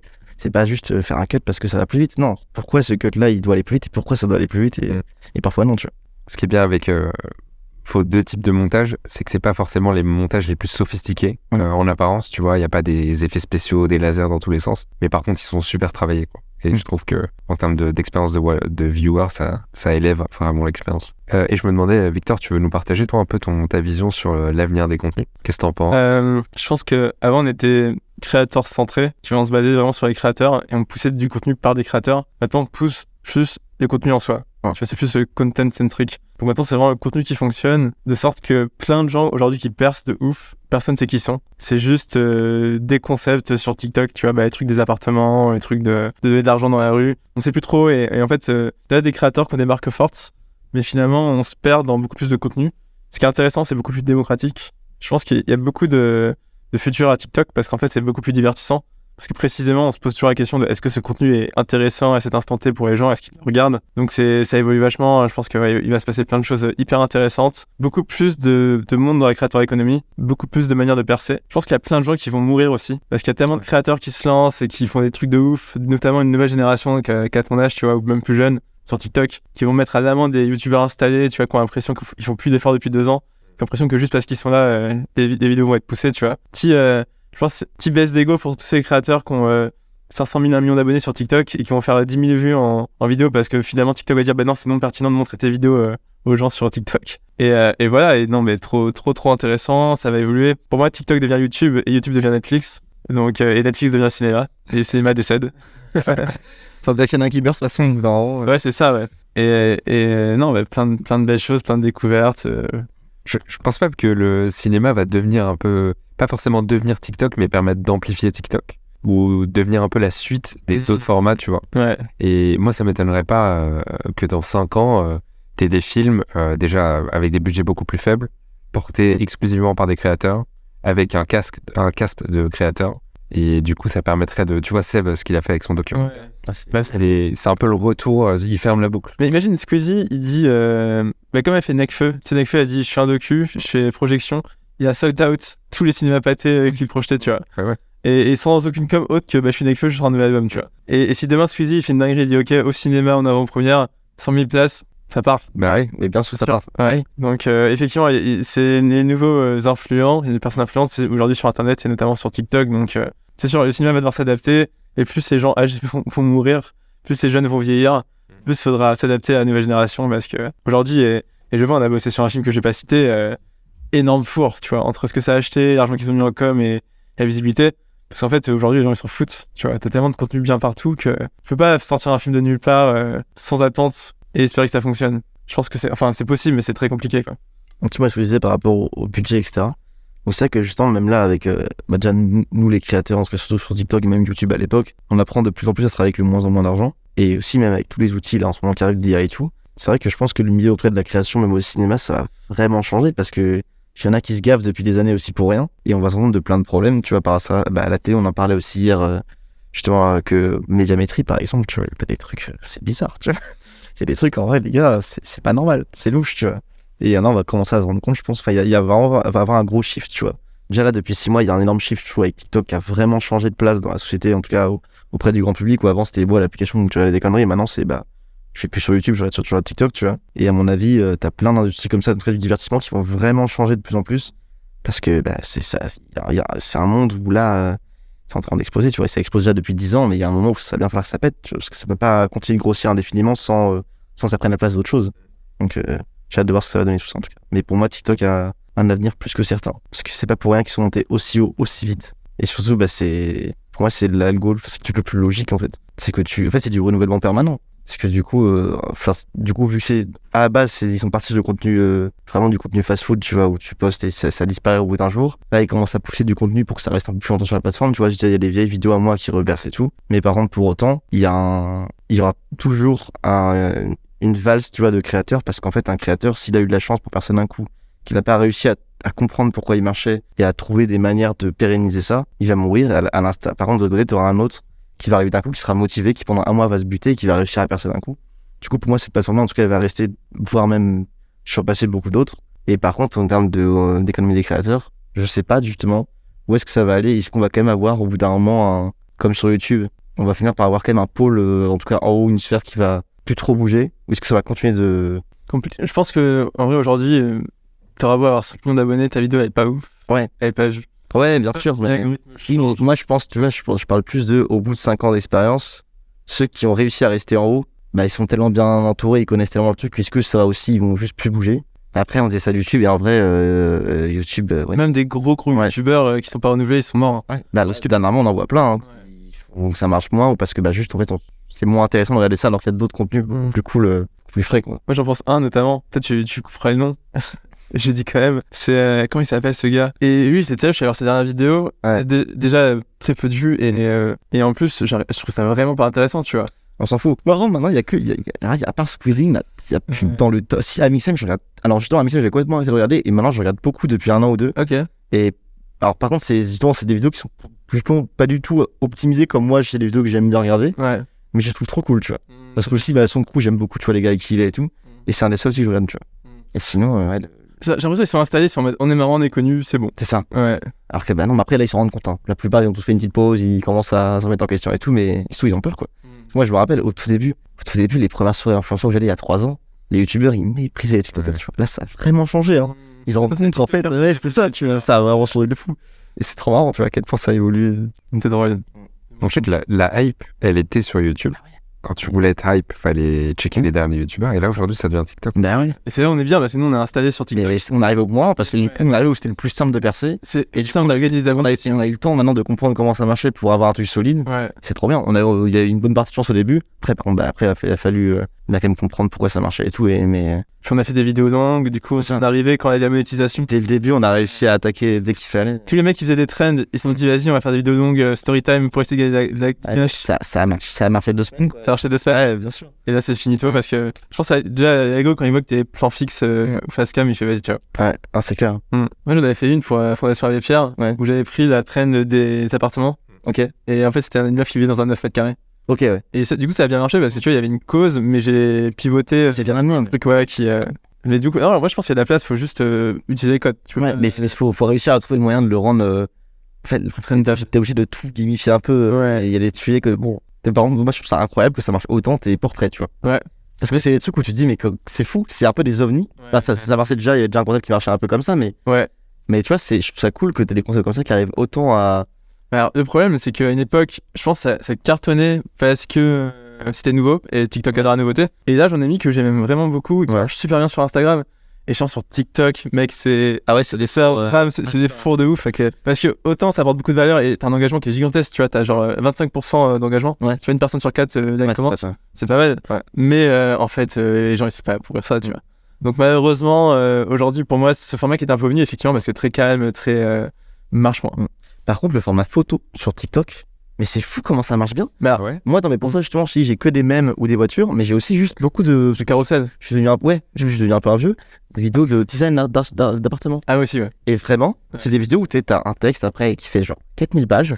Mais par contre, les photos, ça fait genre des 1 million de likes. Ouais, t'as une musique un peu mood. Même là, pour moi, quand tu mets des photos, je dis, mais les gars, vous avez pas essayé de copier Instagram Chanet, tu vois. Ouais. Ça marche de fou. Ils sont vraiment en train de grind tous les terrains. Après, donc, ces stories, c'était éclataxe, hein. Les stories, c'est à chier, hein. Ouais. Plus par ça, mais par contre, sur le reste, ils sont trop forts. Ils arrivent à bouffer de partout, tu vois. Ouais. C'est vraiment une strat, c'est très très fort. Même maintenant, quand t'as une vidéo, tu peux mettre en plein écran et enlever tous les trucs.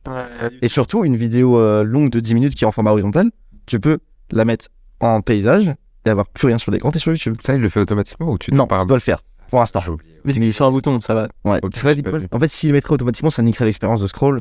Mais là, je trouve que c'est trop caché pour l'instant. Mais ça, pareil, c'est des tests, tu vois. Je teste plein de choses.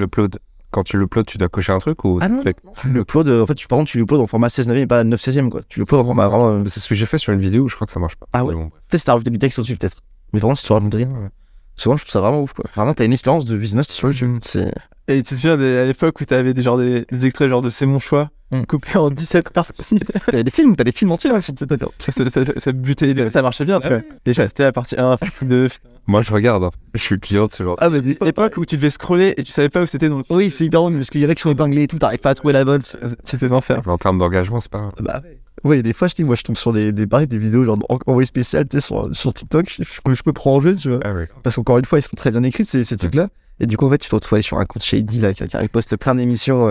Et là, putain. Donc TikTok est très très fort. J'ai hâte de voir comment ça évolue, mais en 2 ans, la tournure qu'ils ont pris, c'est fou. Ouais. C'est en train de bouffer tous les marchés. Et en vrai, tant mieux, parce que je trouve ça le milieu de la création commençait à être chiant, quoi.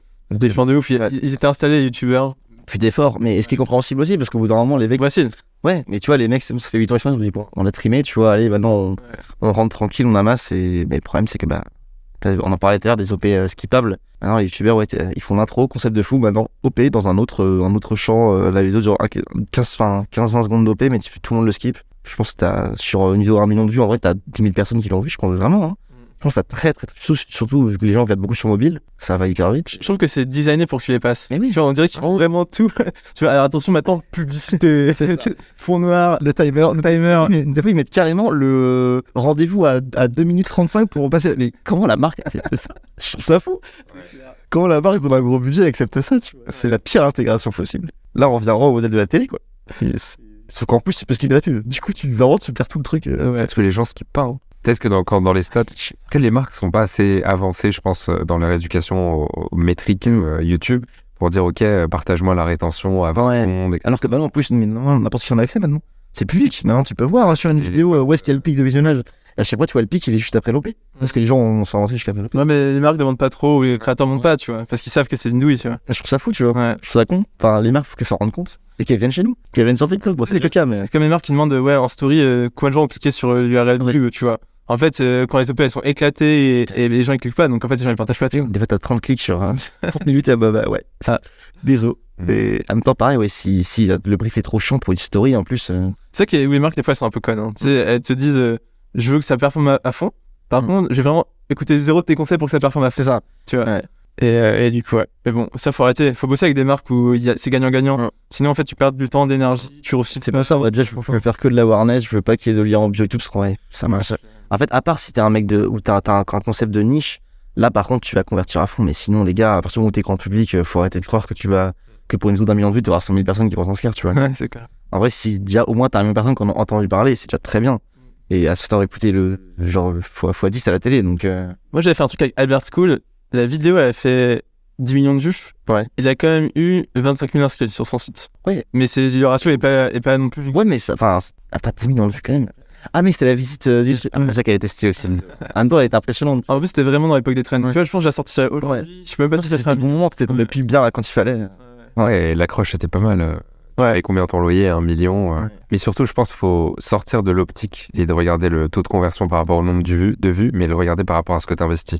Et dire, OK, la vidéo, elle a coûté par exemple 2 000 €, 25, je dis n'importe quoi, mais 20 000 €. voilà, 5 000 €. Ouais, mais ça te fait par exemple 1 euro l'inscrit, alors que lui, s'il veut aller en ads, payer un inscrit, c'est 15 € ou c'est 5 €. Tu vois. Donc le ROI est beaucoup. Même en impression tout court. En impression, moi à l'époque j'avais fait des trucs comme ça, j'essayais de Facebook Ads et tout pour des projets, pour des potes et tout. Ça coûte une blinde. Ah ouais. Et en fait, nous, encore une fois, on est pas ça cher. Ouais, c'est fou. Par rapport à... Alors qu'en plus, on donne une personnalité et un public qui est quand même attaché à toi, qui fera plus confiance à toi. Ah ouais, c'est différent qu'une ad que tu vas sur Facebook, c'est que tu scrolles et il coûte comme une vue, mais en fait... Même quand on prend des gros tarots, en fait, c'est pas si énorme quand tu compares au marché en général, la pub. Nous allons augmenter nos prix. Voilà. C'est la conclusion. Allez, ciao. C'est comme ça. Et quand t'es créateur et tu sais pas trop comment pricer, un des moyens que tu peux le faire, c'est de prendre le CPM moyen, donc ce que paierait une marque sur ta niche. Tu vas sur Facebook ou sur Google, c'est assez facile de le savoir. et tu fais, même si tu fais la moitié, déjà tu prends 2 fois plus que ce que tu fais. Comment c'est facile de savoir? Tu mets quoi sur. Le mieux, c'est de créer un compte Facebook, Ads, Ouais, c'est déjà chiant. c'est déjà chiant. Après, je crois que sur le Keyword Planner de Google, tu mets Google Keyword Planner, tu mets des mots-clés, et tu peux savoir combien ça coûte de cibler ces mots-clés. On peut faire ça à Creator School. Tu vois, combien tu devrais te pricer pour combien de vues, sur combien d'abonnés, tu vois, une sorte de budget de ça. Dernièrement, là, je vois qu'il y a enfin une évolution. Au début, quand je parlais de créateurs où je voyais ce que les gens prennent, je disais, mais c'est fou. Ouais, mais moi aussi. En fait, c'est pour ça que moi, au début, quand je posais mes tarifs, les marques, elles disaient, mais non. Ouais. Je disais, ben, en vrai, même moi, j'étais en train de me brader, tu vois. Ils disaient, bah non. Et en fait, là, à force de discuter avec pas mal de gens, là, je vois que c'est bien tout. Bah, tout le monde a dit, vas-y, monte. Et même à Creator School, Ouais. tout le monde a monté. Il faut gonfler tout le monde, hein, parce qu'en vrai, on devrait tous être blindés, tu vois. Ouais, c'est Normalement, vraiment. par rapport au nombre de vues. L'audience qu'on a, on devrait tous être blindés de fou. Et c'est pas le cas, tu vois. Et c'est pas normal. Et moi, j'ai la première OP que la gérant refusait, tu vois. Ouais. En mode, souvent, j'essaie de négocier, discuter. Là, vraiment, le budget, tu vois, il était 2 fois plus bas que ce que je demande, tu vois, pour un prix OK pour moi. Et je sentais qu'ils avaient vraiment envie de bosser avec moi, mais ils voulaient pas du tout monter le budget, donc j'ai fait, ouais, ciao. Moi, je refuse tout maintenant. Ouais. Traversing, moi, j'ai pas tant d'entrants que ça. J'ai trouve beaucoup d'agences qui me contactent pour des projets. Mais bon, en entrant, j'en ai quand même quelques-uns. Et en vrai, bah, j'en garde un sur 10, quoi. Et par contre, en général, quand ça fit pas pour moi, quand ça fait pas pour moi, je redirige du coup vers d'autres potes. Ah, c'est bien, ouais. Ça, par contre, bah, je me dis, en fait, c'est des OP à pas perdre, tu vois. Ouais, j'ai tourné au rêve. En fait, une fois qu'ils sont en tout cas chauds pour travailler avec moi, bah, travailler avec des gars que je connais, et Ouais, c'est bien. avoir confiance, tu vois. Et tu prends 20% de commission. En même temps, ça va alors. On arrive petit à petit sur la fin du podcast. Est-ce que tous les deux, il y a un conseil que vous auriez aimé qu'on vous donne au moment où vous êtes lancé? Moi, je pense qu'il faut pas trop réfléchir au début, mais par contre, une fois que ça a marché, faut réfléchir à pourquoi ça a marché, essayer de comprendre, et surtout ne pas hésiter au début à faire beaucoup, produire beaucoup, pour comprendre ce qui marche pas, garder ce qui a marché, et le continuer et le développer vers d'autres axes dont tu as peut-être plus envie de parler, mais juste d'abord teste plein de trucs. Et voilà. J'adore, en plus tu regardes la caméra dans les yeux. YouTubeur. Attends. Pito.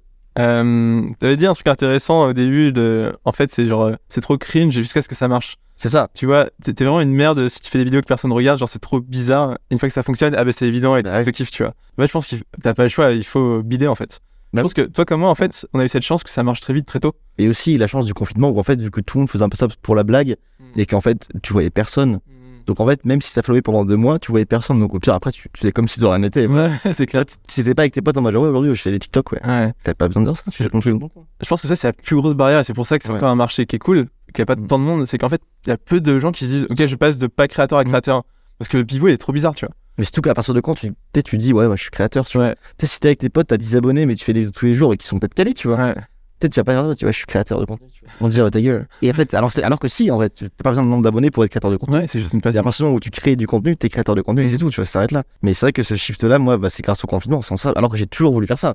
Mais j'aurais jamais osé si j'avais pas eu le confinement. C'était le moment parfait. C'était le moment idéal. Personne ne regardait, tout le monde le faisait un peu, mais du coup, tout le monde s'en foutait. Puis c'était TikTok, c'est une nouvelle plateforme. Ouais, tu sais, c'était des conneries, tu vois, on s'en foutait, c'était comme des snaps, tu vois, c'était une blague. Ouais. Bah, une belle blague, hein, du coup. Une belle blague, ouais. Et si on veut te suivre, on fait quoi? On tape quoi sur Google? Principalement sur TikTok. On tape Xelito Balek. Ok. Xelito. Et un peu sur Insta et sur YouTube. Mais c'est principalement TikTok. Je poste pas tout sur les autres réseaux. Mais par contre, normalement, bientôt, je serai partout. Parce que c'est le but, c'est de finir vraiment sur tous les réseaux. Donc, bientôt, je vous taperai juste Xelito n'importe où. Et vous me trouverez.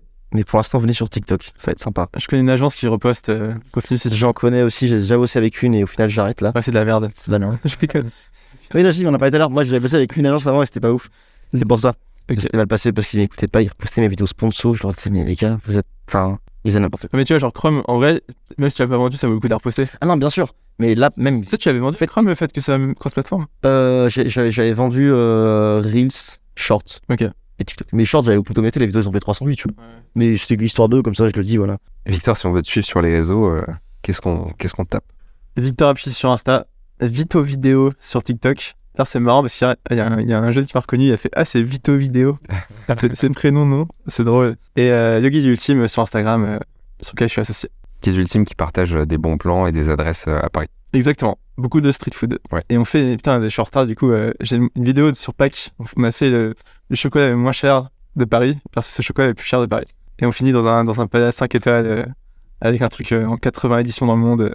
C'est une boîte de vidéo, je pense. Non, stylé, ouais, trop cool. Et rappelle-nous au cas où, la Creator School, c'était Creator School Paris. Ouais, creatorschool.paris, le meilleur projet de 2023 en toute objectivité. Ok, trop cool. Bah merci beaucoup, et puis on se dit à une prochaine. À une prochaine, merci à toi.